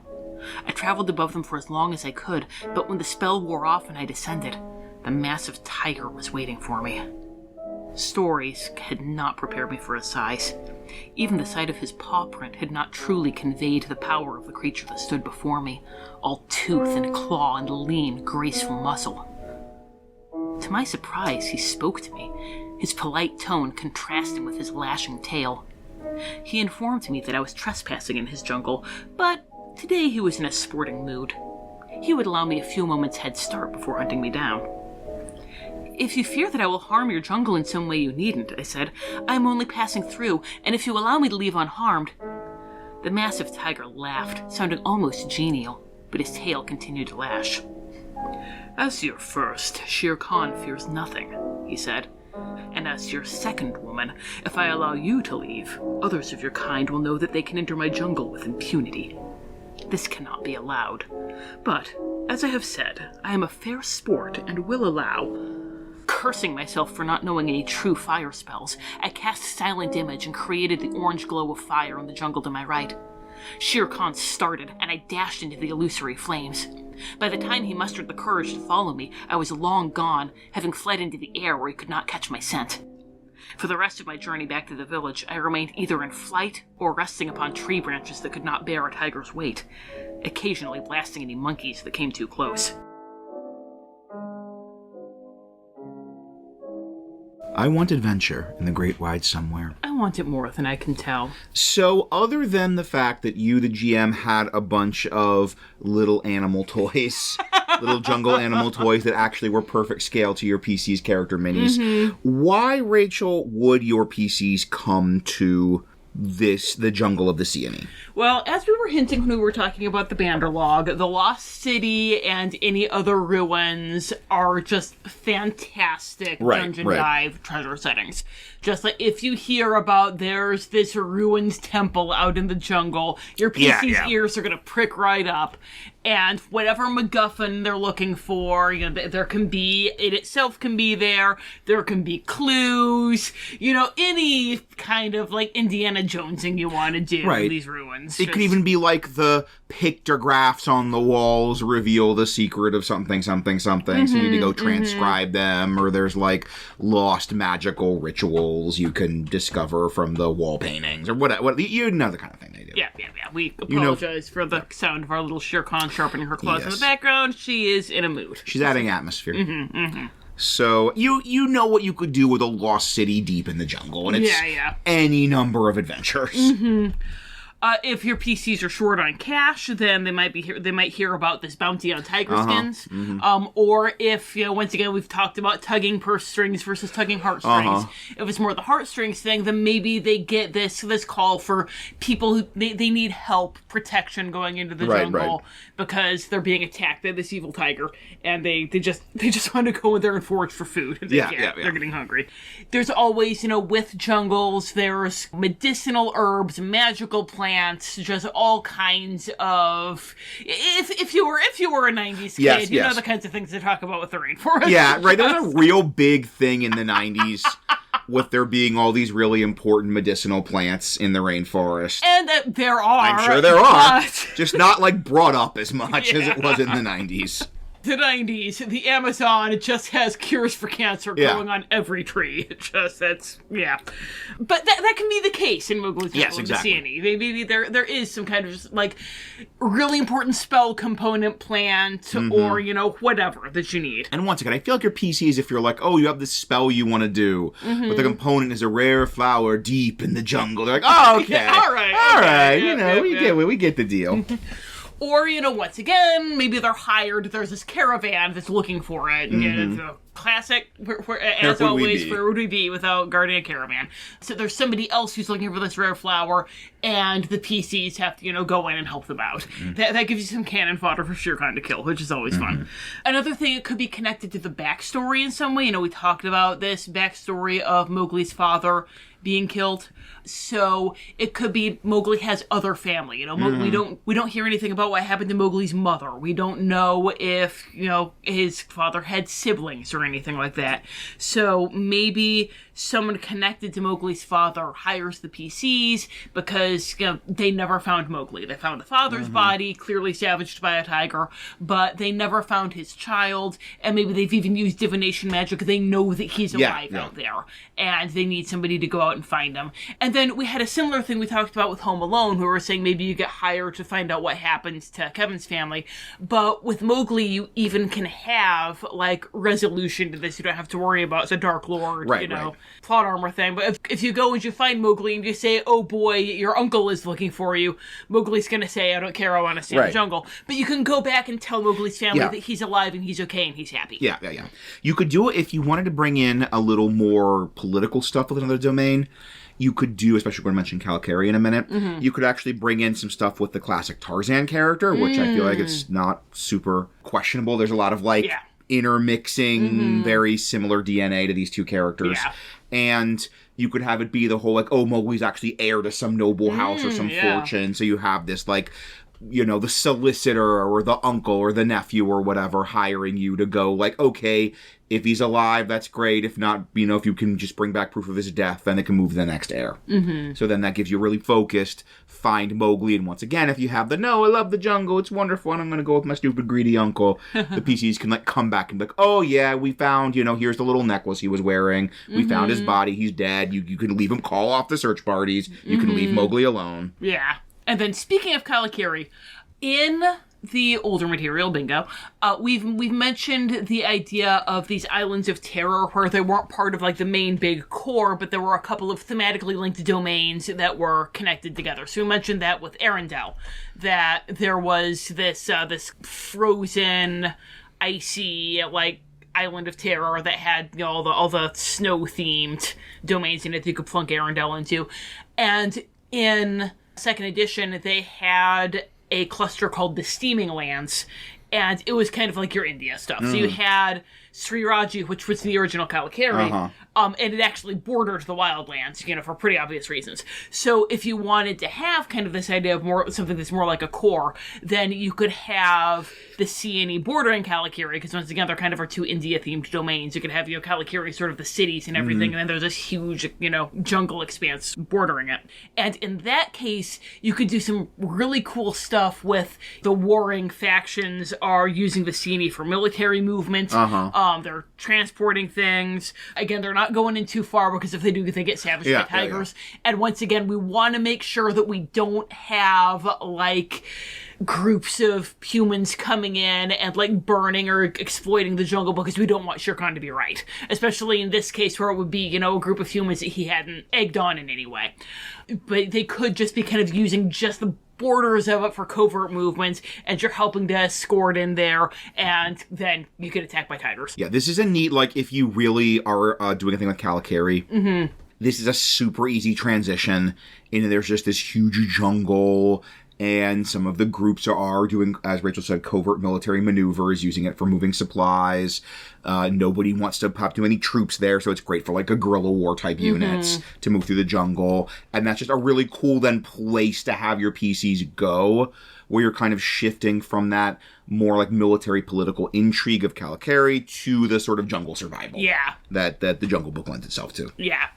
And then you could also have, once again, if they're seeing the CNE as being this really dangerous place that they don't want to do a whole lot in, if there's a prisoner or an assassination target or something like that that's trying to escape from all of this warfare, then they might say, hey, you know what? Where they're not going to be bananas enough to follow me? The CNE. Yeah, I'm going to go in there. I'm going to get lost. I would rather get eaten by a tiger than whatever they're going to do to me. And then you get hired to go in and extract them. Right. Then you could get a really cool sort of the double resonance of you are the PCs, you are hunting for this person, either positively or negatively, either to like get them or to like rescue them, but you're hunting for this person, but something's hunting you. Yeah. Sort of do your own version of Predator, where you kind of have your like military objective, you're going in, but there's this thing hunting, that Shere Khan's hunting you. I didn't even realize you could totally do Predator. You could totally do Predator, Calicari. Oh my gosh, that's awesome. Yeah. Oh my gosh. Yeah, you could do basically the whole plot of Predator. Yeah. With it's all Calicari and political intrigue, and you're like going in. I love this. Yes, right. PCs are going in to destroy a base, to extract a prisoner, to rescue some documents that got recovered, and then Shere Khan is the Predator. I'm so happy right now. So lots of possibilities. Ignore all our other suggestions. Do that. To Predator. That bleeds, we can kill it. So, that's a lot of possible plot hooks. Pretty much whatever could get people into a jungle. You could get people into the jungle, and then you've got that immediate plot thing of Shere Khan notices humans are in his jungle and starts stalking you and hunting you. And you even have the whole, he's not necessarily going to just jump in and take on this group of armed transients. It makes sense, right? He would stalk them. He would watch them. He would want to pick them off one by one, like the Predator. Like the Predator. And that's going to be really cool. Yeah. So our core... Maybe send the, like, Tabaqui and some other jackals in to, like, harry them. Right, get a sense of their capabilities. Yeah, this is going to be cool, right? So our core story, which we'll do in more detail, is that you're in the jungle for some reason, some objective, and you tangle with Shere Khan. Shere Khan's after you, and you are just trying to escape him. That, sadly, he's a Dark Lord. He bleeds, but you cannot kill him. But you could hurt him enough that he leaves you alone or runs away, goes off to lick his wounds, or get to the man village. There's a lot of stories where you can bring in Mowgli, if you want to have that, where you're like protecting him, you're helping him, you're searching for him. But you don't have to be Mowgli, because the PCs can kind of be the Mowgli in this situation. Yeah. There are some of these for the core story, like, you're really getting into just doing the whole Disney everything. But the great thing is that the PCs are humans, asterisk, humanoids in the jungle. You know what I mean. Yeah, you know what I mean. So Shere Khan could be going after them. Right. Also Mowgli's there. He gets Mowgli eventually. Right. So this is, going through this, we're like, oh, this is cool. Shere Khan's a good Dark Lord. But the thing that really made me excited about this domain was realizing of all the domains we've done, of all the domains we might ever do, this is the perfect one for that particular type of D&D adventure, the Wilderness Hex Crawl. Yes. And that's for a couple of reasons. Number one, you have the fact that it's a wilderness, right? That seems obvious. You have, even like your classic, you have this like home base of the man village, and you have the sort of couple of major landmarks. People in the man village could tell you a couple of the major landmarks of the jungle, but it's mainly really unmapped. So you've got that big empty hex map that you're exploring and filling in. Who knows? Ruins, caves, environments, poisonous plants, whatever. Animal encounters. Right. And so it's also very survival-based, right? Like, this is something that comes up more in the live-action movie, but there's all these dangers of just the jungle itself. You've got heat, you've got monsoons, you've got mudslides, you've got quicksand, you've got all the wilderness hazard environmental stuff from the DMG, and that is just as much a part of it, and just as part of a threat and a danger as, like, the monkeys or the tigers or anybody. But it also is great for Wilderness Hex Crawl because the movie, especially the animated movie, is so incidental. Yes. It is so just Mowgli moves to a new hex and rolls an encounter. And then moves to a hex and rolls an encounter. It's encounter Colonel Hathi and 1d10 elephants. Yeah, right. And, like, it's a social encounter. Yeah. And even the great thing is some of them are, like, challenges to overcome, but a lot of them are also even just these social encounters. So, like, kidnap my monkeys. Oh, I rolled a 98. That's kidnap my monkeys. Oh, I rolled a 95. That's friendly bear. Who's willing to, like, hang out with me and be buddies. Oh, that's Dawn Patrol. Let's see what happens. There's just a patrol of elephants, marching through the jungle. So that's the thing. If your people or your PCs are just moving from hex to hex to hex and having animal encounter, and here's a mudslide, and here's a stampede of wildebeests, and here's a temple with a weird monkey living in it, a ruined temple that might have some treasure in it, and here's a giant serpent with mesmeric powers who tries to hypnotize them and eat them. Like, that's very much like the movie. Yes. They're basically living out the Jungle Book. So yeah, this is perfect. This is more than almost, I think, any one we've done so far we might do. This is the exploration pillar of D&D. Yeah, I can't think of any others that are going to hit the exploration pillar as well as Jungle Book does. Just if you are the kind of GM who just loves sitting down and just making a giant map of all the stuff or making a giant chart of encounters, this is the setting for you. Yeah. And so this one's where you could have mapping being a huge thing. You could give them that blank hex map. You could have them be filling in as they discover it. This would be perfect for a kind of Disney jungle-flavored West Marches style campaign where you just have the man village as the base, and then they go out and they fill in the map as they go of the jungle. And speaking of filling in the map, we try and stay on the core books like Wizards of the Coast does, but Tomb of Annihilation is your best friend here. Like, if you are running this, especially if you're like, oh my gosh, I love the idea of a really, really big campaign set in this jungle. I really love the idea of a big hex crawl set in this jungle. Tomb of Annihilation. You could even just take the map of Cholt, cut out the zombies, because that's not really flavorful, cut out the different humanoid settlements, and use that map.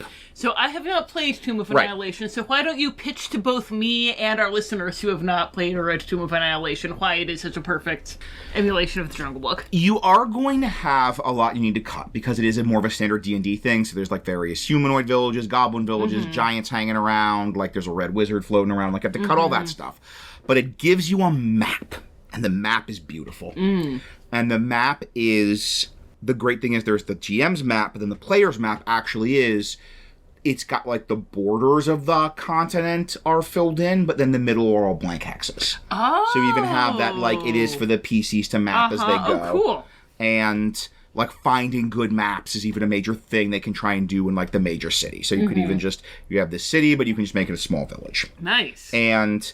Also, Tomb of Annihilation, it's going to give you a bunch more jungle hazards.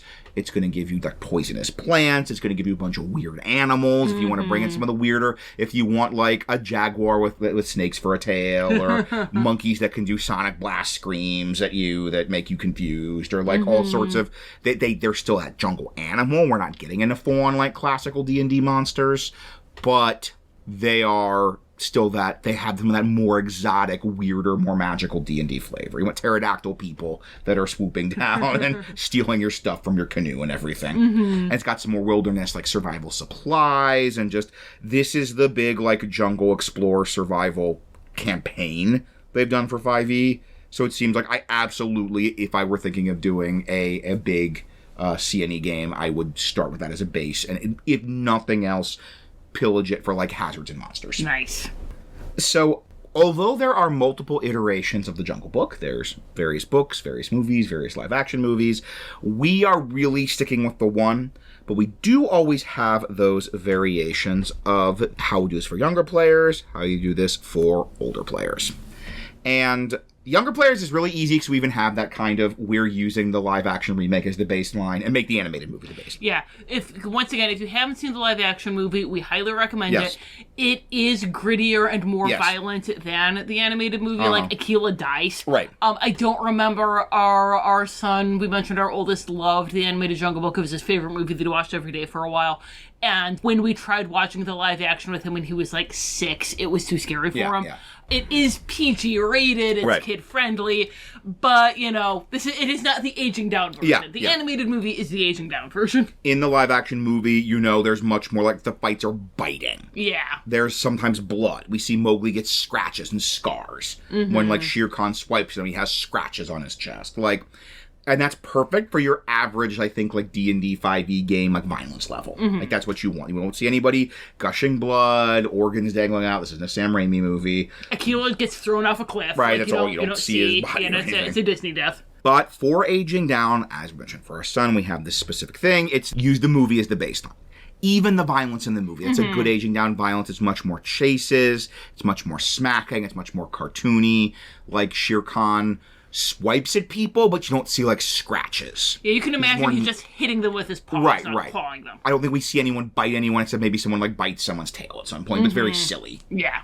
In this version, for younger players, I would have most everyone be friendly. Like, most of the animals be friendly because they want to hang out with the animals. And there's, like, bad guy animals. Like, if our son were playing this when he were younger, he would get, Shere Khan's a jerk, Kaa's a jerk, but most of the animals King are Louie's nice. a jerk. King Louie's a jerk, but, like, the elephants are nice. Bagheera's nice. Baloo is nice. And that's what they want. They want to make friends with animals and dance and sing bare necessities. Yes. Don't dig too much into kind of the emotional weight of Mowgli leaving the pack and his connections with Raksha and the pack. Like, one reason we like the live-action movie is because it digs into the emotional weight of that more. Whereas in the animated movie, it's much more the relationship with Baloo. Yeah, it's like this guy I've known for a day. Yeah, the wolves who've raised him his entire life versus this bear who he's, hung out with for the weekend. Yeah. But for kids, once again, that's what you want. You don't want them to be too sad about Mowgli has to leave the pack. And if you have Shere Khan as kind of this tyrannical ruler, a lot of kids are going to be wanting the sort of inspiring the animals to stand up to him. Kind of like the end of the animated movie with the vultures. Like, that's what they want. We have these animals are afraid of Shere Khan, but we can convince them to fight back, and they can have their big, tie a branch to his tail and get him to run away. And have that. So you don't need to get into the ravenloft metaphysics and just be like, well, he's gone. We won't see him around these parts for long anymore, I reckon. Shere Khan just die? Yeah, it was really unclear. That was really unclear. So that's what they want. And they also, one final point with kids you might consider, a lot of kids that love this movie, they're going to want to be Mowgli. Yes. Because they love Mowgli and it's cool and they want to talk to animals and jump around and have adventures. And they want to have been raised in the jungle and just have the animals see them as one of them. And just, you know exactly the fantasy we're describing here. And we are going to have some things for that, this is one of the things where we would suggest, I don't know if this would work for adult players, but for a group of kid players, actually having it be sort of they were all humans that were raised in the jungle. We are going to have in the write-up on DM's Guild, we always do the free domain write-up in the style of Van Richten's guide, as we mentioned with the quotes, and there will be a chart adapting some of the backgrounds from the player's handbook. Having it be your background for your PC is what animal raised you. So, obviously, Soldier is elephant because of the Dawn Patrol. Exactly. Unless you wanted to go with the live-action version where the elephants are more like godlike figures, in which case Acolyte would work, yeah. Or for the wolves, I was thinking that'd be a good version of the folk hero background because the idea that, you have the pack, and, the pack knows you, the pack respects you. Anyone that is respectful of the pack will recognize you as part of the pack and will, give you that shelter. But, we'll have that chart in the write-up. And if you have or know 10-year-olds, then you are just imagining them right now, rubbing their hands together, wanting to decide what kind of animal group raised them. Yeah. And then that even makes sense if there were a couple different man cubs. They would kind of band together against Shere Khan. And once again, don't be locked into the Ravenloft metaphysics. Let them just beat Shere Khan. Let that be the story. The story is them trying to avoid Shere Khan, make friends, explore the jungle, and eventually beat Shere Khan. Yeah, and I think it goes without saying, but I'm going to say it anyway because that's our job. In this version, you wouldn't want there to be a Mowgli other than the PCs. Yes. Because they're the special ones. They're the ones who are, they are the Mowgli. They're the guy on the cover of the book. Yes. So that is how you play this with kids, and that sounds pretty fun. But what about with adults? Well, this is, I don't think this is one where we're going to need to do the skip ahead warning. I don't think that there's anything here that's going to be, traumatic for children to listen to if they're in the same room as you.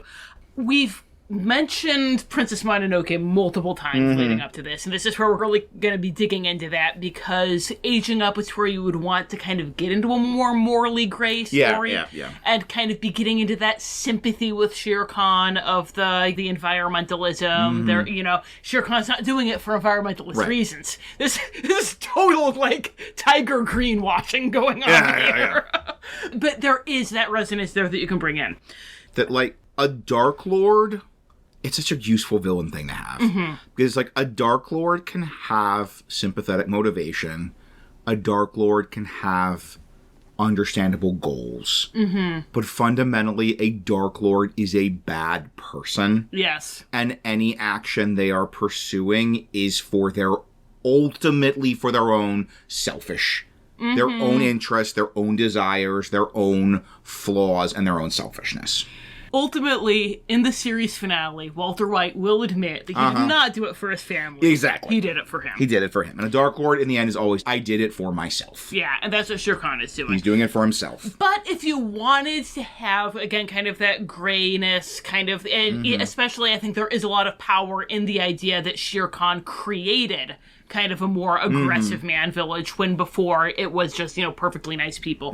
Then you could have kind of a Lady Eboshi-like figure in the man village. You could have that the man village now is like going in, really aggressively attacking the jungle. Maybe this is giving Shere Khan a little more, actual support from the other animals. That the animals are going hashtag Shere Khan was right because they don't know that he's the one who created this. Yeah, this is all his fault. Yeah, so he's really able to leverage this into getting more support from the animals. And that could be a good way to explore the shades of gray, is having some minion animals, like maybe have Tabaki, whatever, maybe have some of the wolves. We mentioned the whole idea that he's winning some of the wolves over. And Princess Mononoke stuff, the whole, you have these wolves who are like, no, we have to do this, and Shere Khan's our best bet. Shere Khan's the only one with the strength to take the fight to the humans. And so we were doing this, and even if Shere Khan is doing this because he just hates humans, a lot of his followers legitimately are worried about what the humans are going to do, and are trying to preserve the jungle. And that's kind of what they did with King Crocodile in the original Wildlands,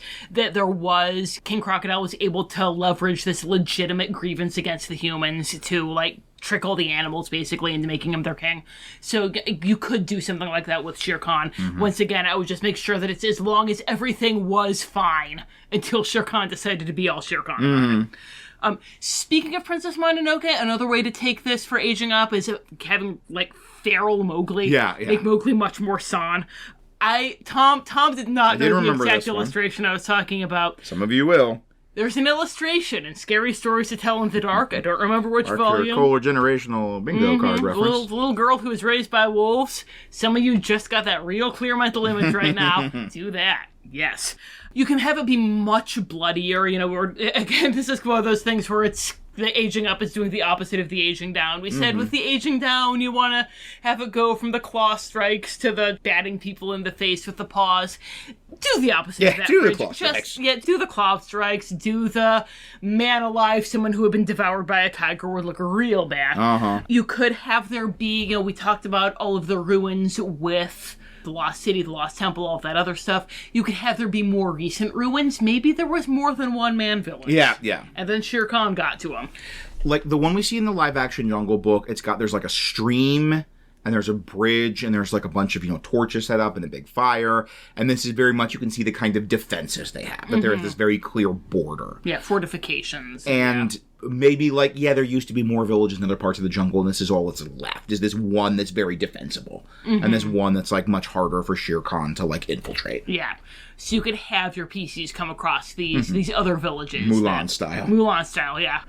You could get the other villainous animals to be much nastier. King Louie has the potential to be a real monster. Yeah. He is a bad person, and you can really play that up.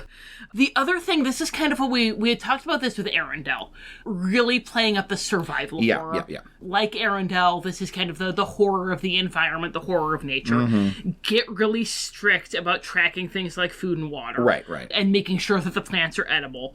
Have, like we talked about with Arendelle, with Arendelle is constantly describing how cold you are, that every time you blink your eyelashes freeze together. Here you're constantly describing the heat, the sweating. There are insects landing on you every minute. You don't know which ones are carrying disease and which ones aren't. The stifling, you feel like you're underwater because the humidity is so bad. Just constantly describing how nasty all that is. Even if nothing mechanical happens, the PCs are going to feel like they're on the ropes. If you have your paladin or your fighter and they've got the heavy plate armor, there's rules, there's mechanics for that in terms of rolling con saves and everything. But this is one of those things we mentioned with Arendelle, that real hard GMing is engaging the imagination. Yes. And it's not a huge deal. That's not a high DC con save necessarily. And if you're make a con save because it's hot, but if you just describe the baking in their armor and they're just sweat is filling up their eyes, they can barely see. They feel like they've just been walked through the rainstorm because they're so drenched in sweat, and They can just, their armor's so, like, hot to the touch. It's like burning their skin every time it brushes against it. Then you could get some horror in that very low DC con save. Yeah, because we're keep referring back to the Frozen episode. You should listen, it's great. But, we mentioned in that one that we recorded it right after I'd come off this Balinox survival session. And I don't think you guys failed a single check that I gave you. Like, you guys were... Mechanically, you were doing fine. Yeah, we were like a high-level party, and we bought a bunch of magic items before we went. And Druid. And we had a druid. Like, but you engaged our imagination. You made us feel the cold and the danger, and you made us the reason we were fine, because we took it really seriously because you engaged our imagination. Thank you. Like, just like everyone's been cold, everyone's been hot. And then bringing in that stronger sense of paranoia. Shere Khan is hunting you this whole time. So you're hearing, like, the rustling, the eyes in the darkness. Yes. Like, and again, it's not just Shere Khan because he's the Dark Lord, but even if you're not having other animals serving Shere Khan, even if it's just Tabaki and you don't have any other animals serving Shere Khan, you guys are delicious. And there are going to be eyes watching your delicious, delicious meat from the darkness, waiting for their chance to pounce. Like we mentioned with the sort of predator analogy, if they ever go off on their own, if they ever split up, like really that paranoia. Yes, because again, Shere Khan knows he can't take on a whole party, but he's really going to want to pick you off one by one. So if anyone goes off on their own, there's going to be an encounter where they'll have to chase him off, There's also, speaking of the insects landing on you, there's the possibility of doing stuff with disease. Don't be a jerk. Disease isn't fun. But you can do something with it. Like, even if it's just, like, a disease is more of an annoyance than anything else. It's not just going to be completely debilitating your characters. But giving them that sense that, oh man, we dodged a bullet, we caught this one, what else are we going to catch? Again, it's raising that sense of stakes, of paranoia, and again, that we all know about disease-carrying insects. So, oh gosh, this one just gave me, disadvantage on my con saves for 24 hours. Who knows what the next one's going to do? A quick interjection here from future Tom and Rachel. Future both of us! We are going to horribly embarrass one of our brilliant but extremely modest patrons. Hi, Kosuke. Yep, it's you. It's you. Kosuke is on our Discord, and every time after an episode drops, he has a million brilliant ideas that make us go, oh my gosh, why didn't we think of this? Yeah. Like, I'm legit mad at myself for not thinking of this. I'm a little mad at him for thinking of it, and I didn't. But this time, as soon as they heard that it was Jungle Book, they said, hey, here are some of the ideas that I'm having. So that's the great thing with the magic of editing and pre-recording. We can come in and share Kosuke's brilliance with all of you. Because, so jumping back to all of the talk we've been having about Princess Mononoke, their idea was that, remember the apes in Princess Mononoke, for those of you who've seen it? Those horrible, creepy apes. Yes. And the way they wanted to be like you, Yeah. The way they wanted to be like you, was by eating you, Right, they had the line, we'll eat the human and gain his strength. Yeah. And San was like, that's banana boats. So, literal quote if you haven't seen it. So what if that's what King Louie and the monkeys are doing? Oh my gosh, that's horrifying. And it's so good because that's like, they get kidnapped by the Banderlog, they get taken to the city, and they're like, oh, we're going to have a dance party with Louis Prima. It's going to be Louis Prima's dinner. Yeah. And you find out that's how he's going to be like you. Or maybe if you don't agree to help him. Yeah. Like that's plan B. When the smiles go down and they're not taking no for an answer. Like, well, if you won't give me the power of man's red flower, I'm going to take it. With my tummy. Also, because we haven't cited the Frozen episode enough this episode, we mentioned the Frozen episode that when humans do that kind of thing, they start turning into ghouls. And, San does say in Princess Mononoke, if you eat him, then you'll become something else, something worse than human. Maybe it could be some horrible thing you come up with that they're starting to turn into. Or maybe they're starting to turn into ghouls, in which case you get the Jungle Book and Princess Mononoke and the Graveyard Book all at the same time! Chicka-chow! Thank you, Kosuke! Thank you so much! This is wonderful! Also, there is a stat block in Tomb of Annihilation. I forget what they're called. A Gorillon. They're like the four-armed gorillas. And I believe there's a stat block for a zombie, for an undead. Because one of the things in Tomb of Annihilation is like there's zombie-itis. Nice. So there's even a stat block for a zombie Gorillon that could very easily be reflavored to a zombie King of the Swingers, man. The Jungle VIP. So, yeah, that's our note from future Tom and Rachel. Hi, Gosuke. Hi, Gosuke. You're a genius. Bye. Bye. So we mentioned that as our main alternate takes on it is for kids, for younger players, and for older players that want a grimmer, darker version. We do, however, have one more kind of alternate take to do. And our baseline, as we said, is very jungle, nature, animals. This is not a lot of goblins, not a lot of ghosts, not a lot of zombies. You even said cut the zombies from Tomb of Annihilation.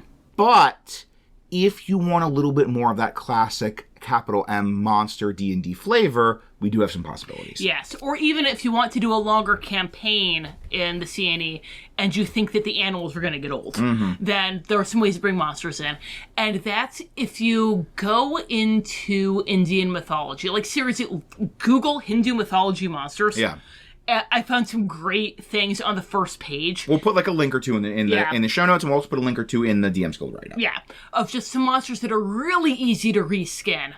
You can take some stat blocks from the monster manual and reskin them to resemble these monsters from Indian mythology, because a lot of them are animal themed. You don't want the monsters that you throw in, you don't want them to be like goblins or whatever. Yeah. Like there are some great like Indian witch vampires and stuff. Those are awesome, but they don't really fit the Jungle Book unless you kind of have, one of them lurking down in the basement of this, ruined temple, which does sound great, but she's not going to just be like wandering around the jungle. But ones that are animal based, that's great. That's cool. You can use that. So, Nagas are obvious. Rakshasas are obvious. There's an Indian version of a will-o'-the-wisp. There's one that it's the voices of your loved ones. You hear them calling you desperately from somewhere in the jungle, and then you wander off. You get attacked by these shadowy monsters and devoured. There's an owl that drinks your blood. Nice. You can do like vampire stats, but it's an owl. That's awesome. That witch vampire, one of her forms that she takes is she can turn into a tiger, but it has one human leg. That's how you can recognize that it's the witch vampire. That's so creepy and weird. That's a creepy detail. So just, guarantee you, 10 minutes. Look up monsters from India, and you will find so many cool monsters that fit the flavor of the CNE that will give you more than just Jungle Book creatures to go off of. Right. And the great thing is, you don't have to build them from scratch. Like almost everyone Rachel mentioned, you were probably like, oh, I know I could take a stat block, and I know exactly how to make some tweaks to give it that unique flavor, give it that unique theme, but also have everything feel aesthetically similar. It's it's not jarring, it's not intrusive, it's part of this same basic feel of this India-based Jungle Book adventure. Yes. And I did not even try to pronounce any of the names of any of these creatures other than Nagas and Rakshasas, because Nope. I'm sorry, guys. I speak English, I speak German, that is it. Type it into Google and ask Google how to pronounce it. We definitely don't speak French, as established. Yes. Previously. Listen to our Beauty and the Beast episode. Yeah, so we've given you a couple possibilities. We've given you possibilities for a very long wilderness survival hex crawl, with or without more magical, mystical monsters. Possibilities for younger players, possibilities for older players, and then let's wrap up with our parting thoughts in a section we like to call Parting Thoughts.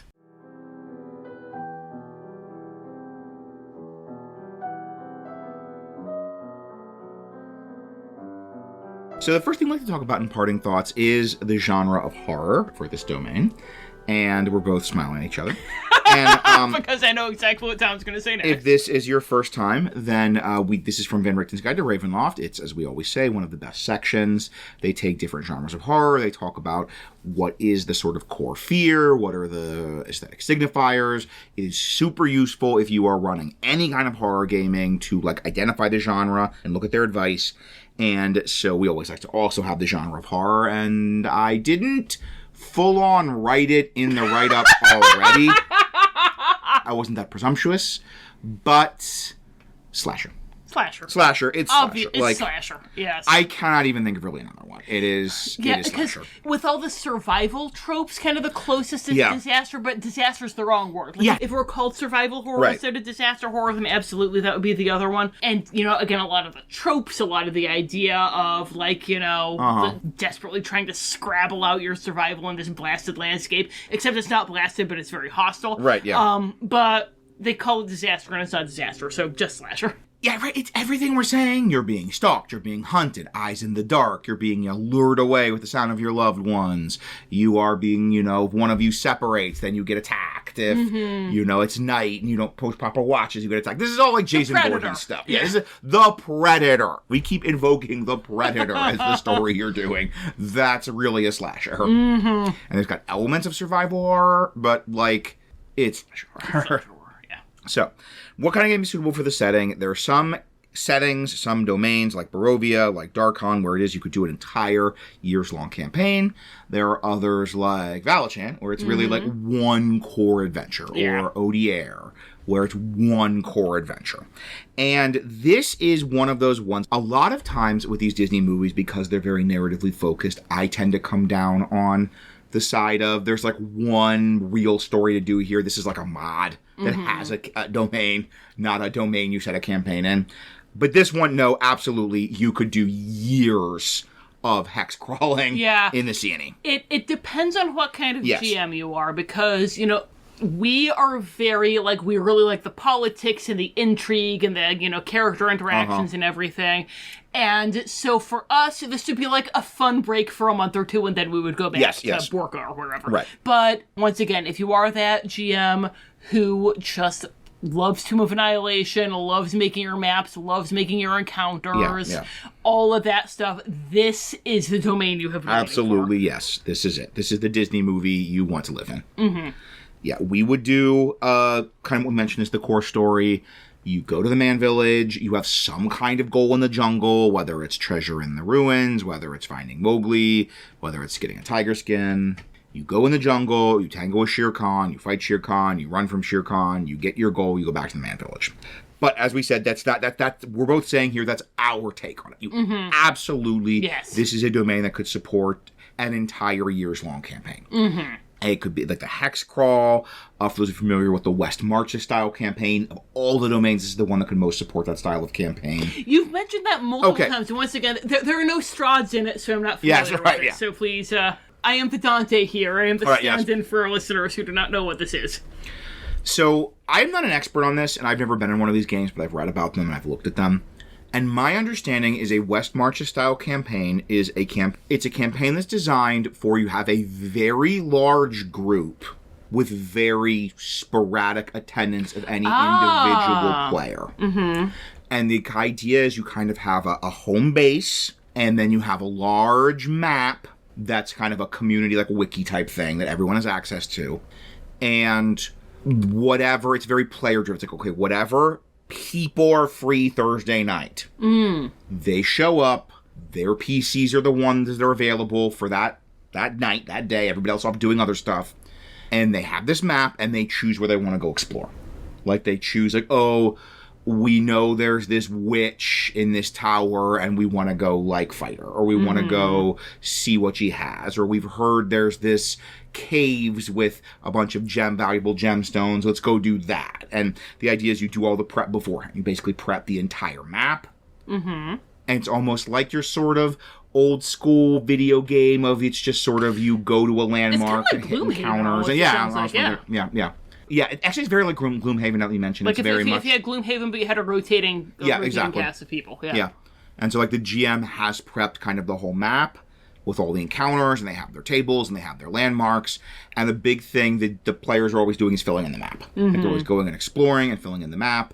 And it's very much just you show up, they pick what their goal is for that session, you go and do those encounters, you fill in the map, you get the reward, whatever, and then you, next day, maybe a totally different group of people show up and explore a totally different wizard's tower. As someone running a narrative-heavy game with 2 players, this is why I'm like, we would only do the CNE for this is the opposite of that.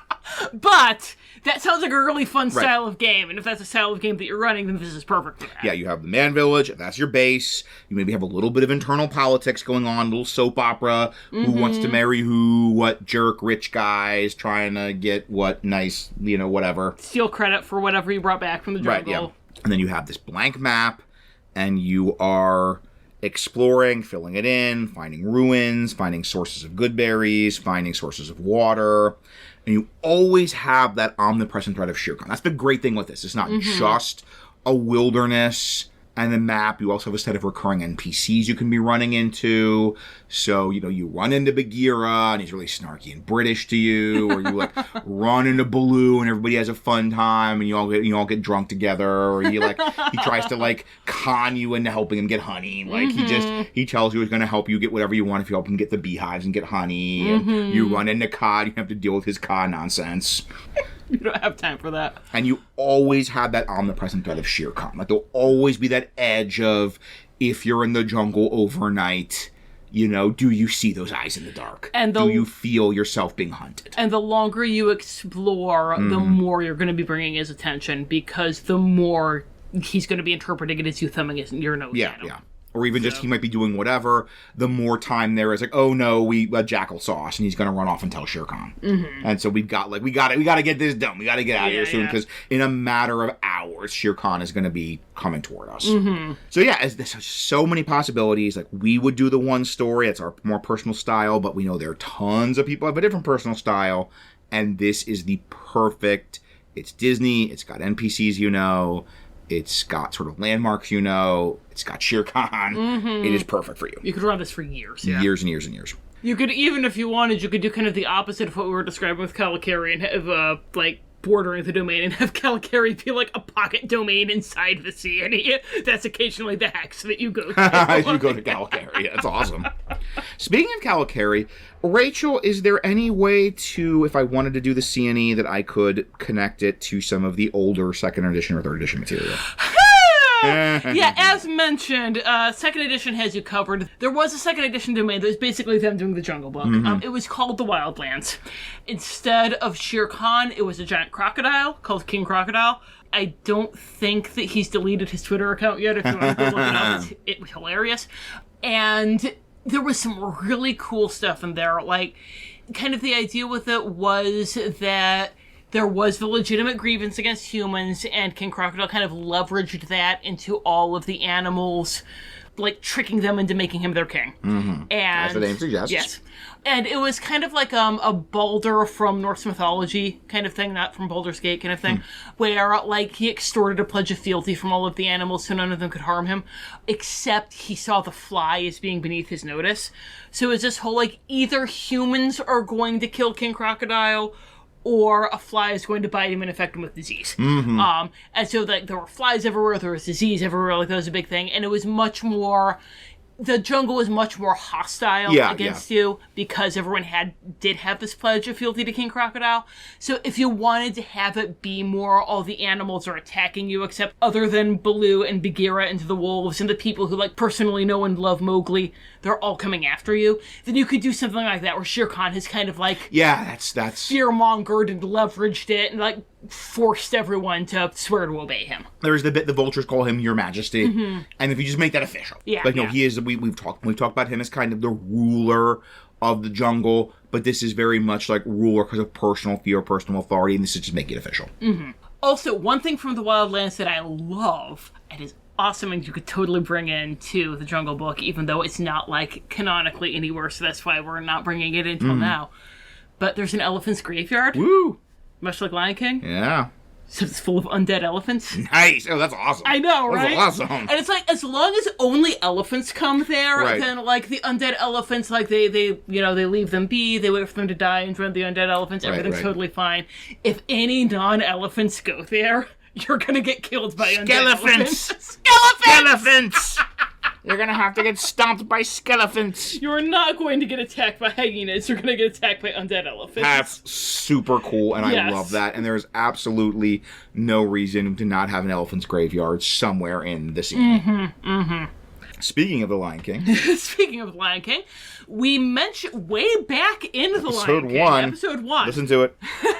Even though the audio's not great. This is where we're going to be the audio is bad. At some point, possibly over the summer when I have more free time, I am going to go back and remaster the audio for the Lion King and also get the music cues to line up properly. It burns us precious. But anyway, we mentioned all the way back in that episode that Simba, he fled from the Pride Lands. He went into a jungle with Timon and Pumbaa, and Scar can't reach him there. It's almost like it's another domain. What? So, self-indulgent reference to our own Disney domains here, but you could have a cluster with the Pride Lands and the Seeonee. Yes. And, Simba being there isn't going to impact anything because he's not a man cub. Mm-hmm. Like, Shere Khan's not going to bother him. Doesn't care about lion cubs. Yeah.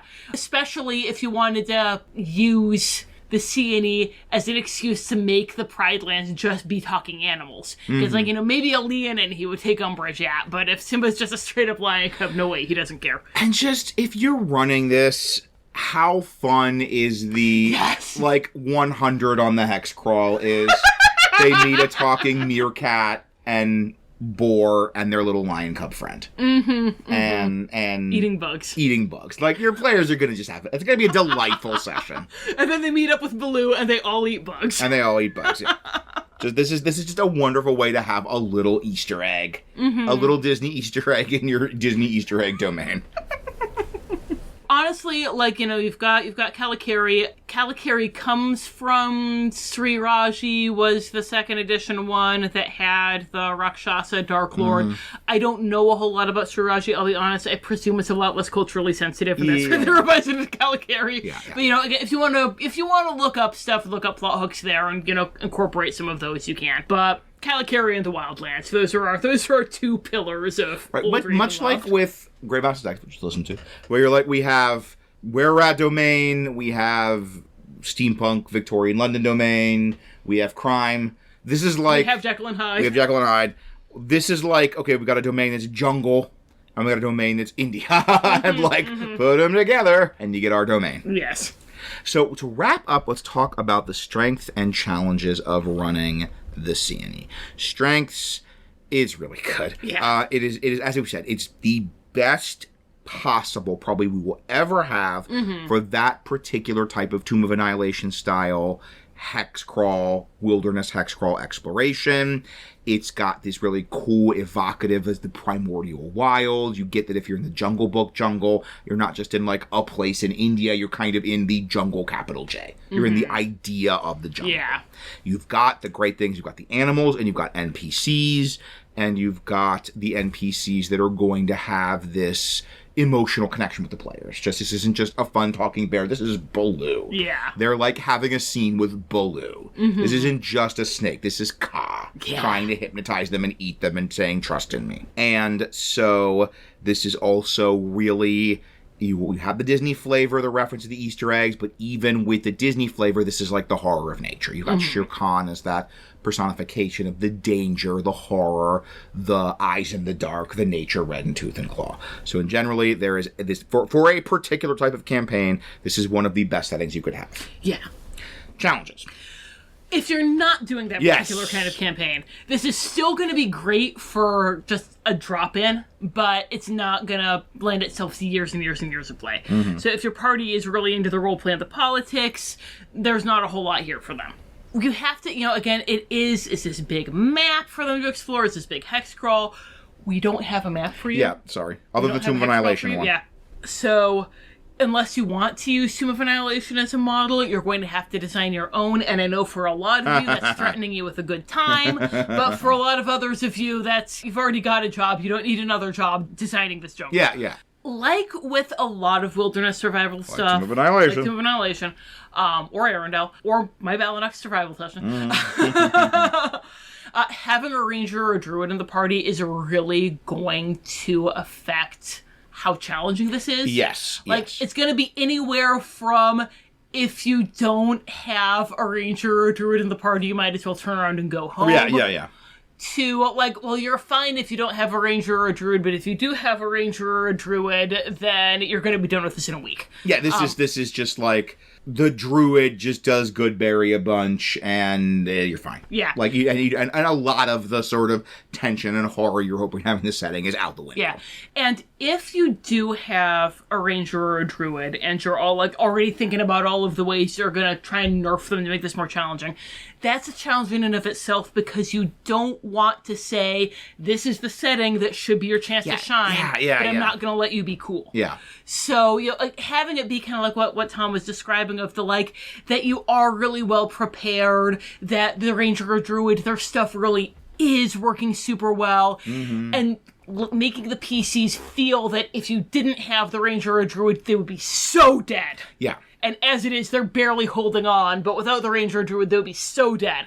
And that is a tricky balance to attain. Yeah. Of not nerfing the ranger or druid, but not letting them nerf the jungle book either. It's going to be less of a thing to bring back that Balanox session Rachel talked about if you're doing the shorter adventure. You're doing the kind of like 2-3 session, month-long drop-in, drop-out. Mm-hmm. Then it's fine. Like, this is the Ranger Druid time to shine. This is like, oh wow, we're really glad Garthok the Druid's here. We'd really be in a lot of trouble. Sure glad those good berries are really what's keeping us going.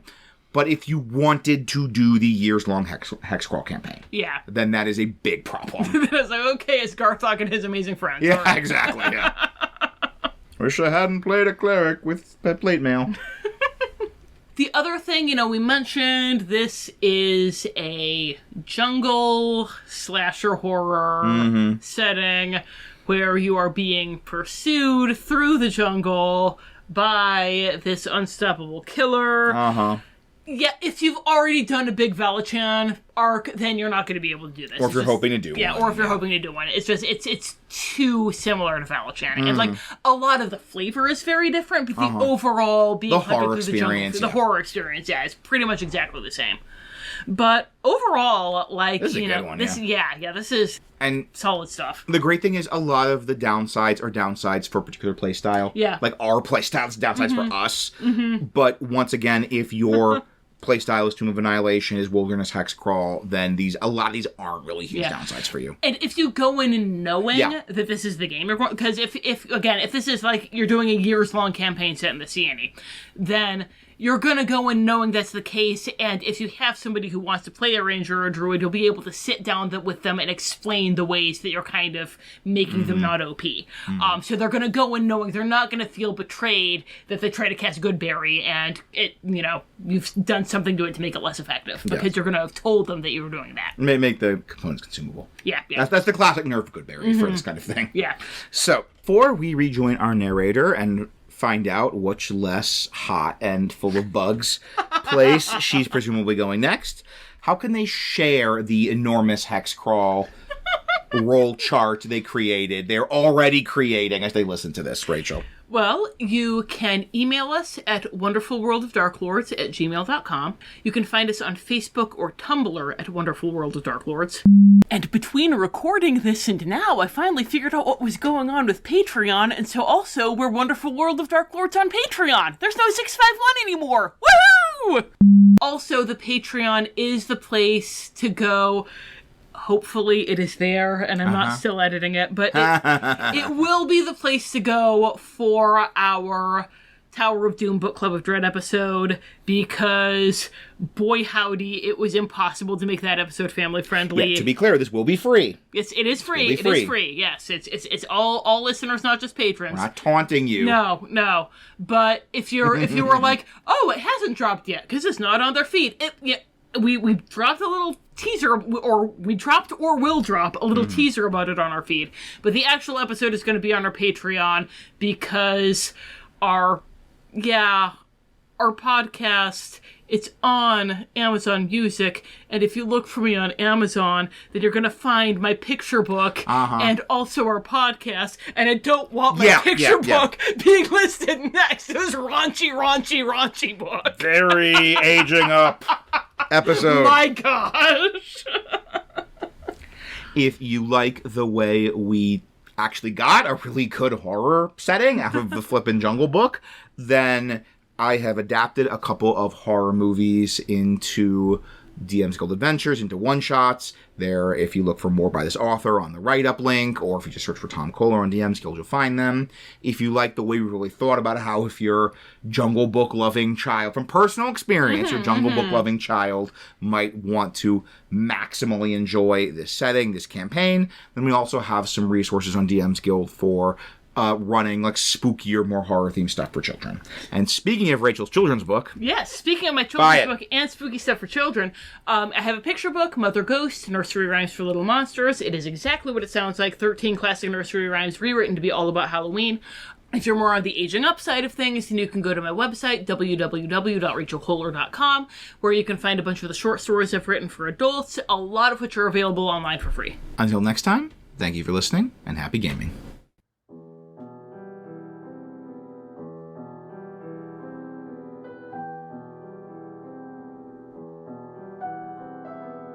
Parting thoughts. The Seeonee is beautiful, but it is no place for humans.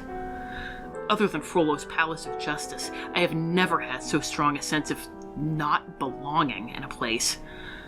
Perhaps that boy who was raised in the jungle had found his place there. No one else ever would. As I entered the mists, holding a bronze spearhead as a mist talisman, I reflected that while the people of the village might live there for all their lives, the Seeonee was Shere Khan's domain, and they would always be outsiders. And that's the gospel truth. Regards, D. I harbored suspicions that the species of the Seeonee jungle were altered through magical experimentation. However, no evidence of this nature was uncovered in my scholar's rigorous report. Unfortunate, but not altogether unexpected. After all, intelligent beasts are not unheard of in these misty realms. Indeed, accounts from the verdurous lands indicate that one region is inhabited entirely by animals that speak the tongue of man, who are lorded over by a ravenous crocodile. A king's rule is only as strong as the laws he enforces. When a king, man or beast, breaks the law of the land, he is no longer fit to rule. Beasts rarely kill for anything beyond survival. Does this Shere Khan recognize the nature of his own compulsions? That, in killing for pleasure, he is more akin to the humans he despises than the animal he rules over. I find it thoroughly amusing. The source of his disdain taunts him in the form of a child running freely through his jungle. Perhaps in time, he will have additional bipedal interlopers to further his torment. Political prisoners of Kalikari would likely find the potential protection of the Seeonee and the threat of a pyrophobic tiger practically enticing compared to Arajani's wrath.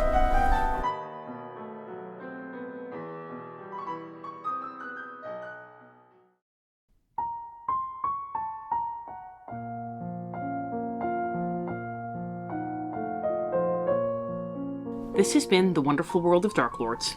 We have no affiliation with Disney or Wizards of the Coast. All music recordings used in this episode are in the public domain and were obtained through museopen.org. Titles and links are in the show notes. Dialogue for Yensid was written by Aslan Rex himself, who you can follow on Tumblr at Darklord Aslan. The Wonderful World of Darklords logo was designed by Haylight Jones. You can find links to their work in the show notes. If you'd like to support the show, look for us on patreon.com or find our tip jar on Red Circle. Thanks for listening.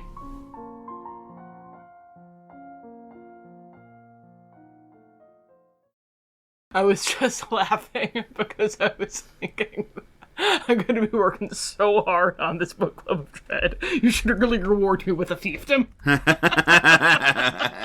have a fiefdom. That would be like crazy. Gave him a fiefdom. That would be so hot.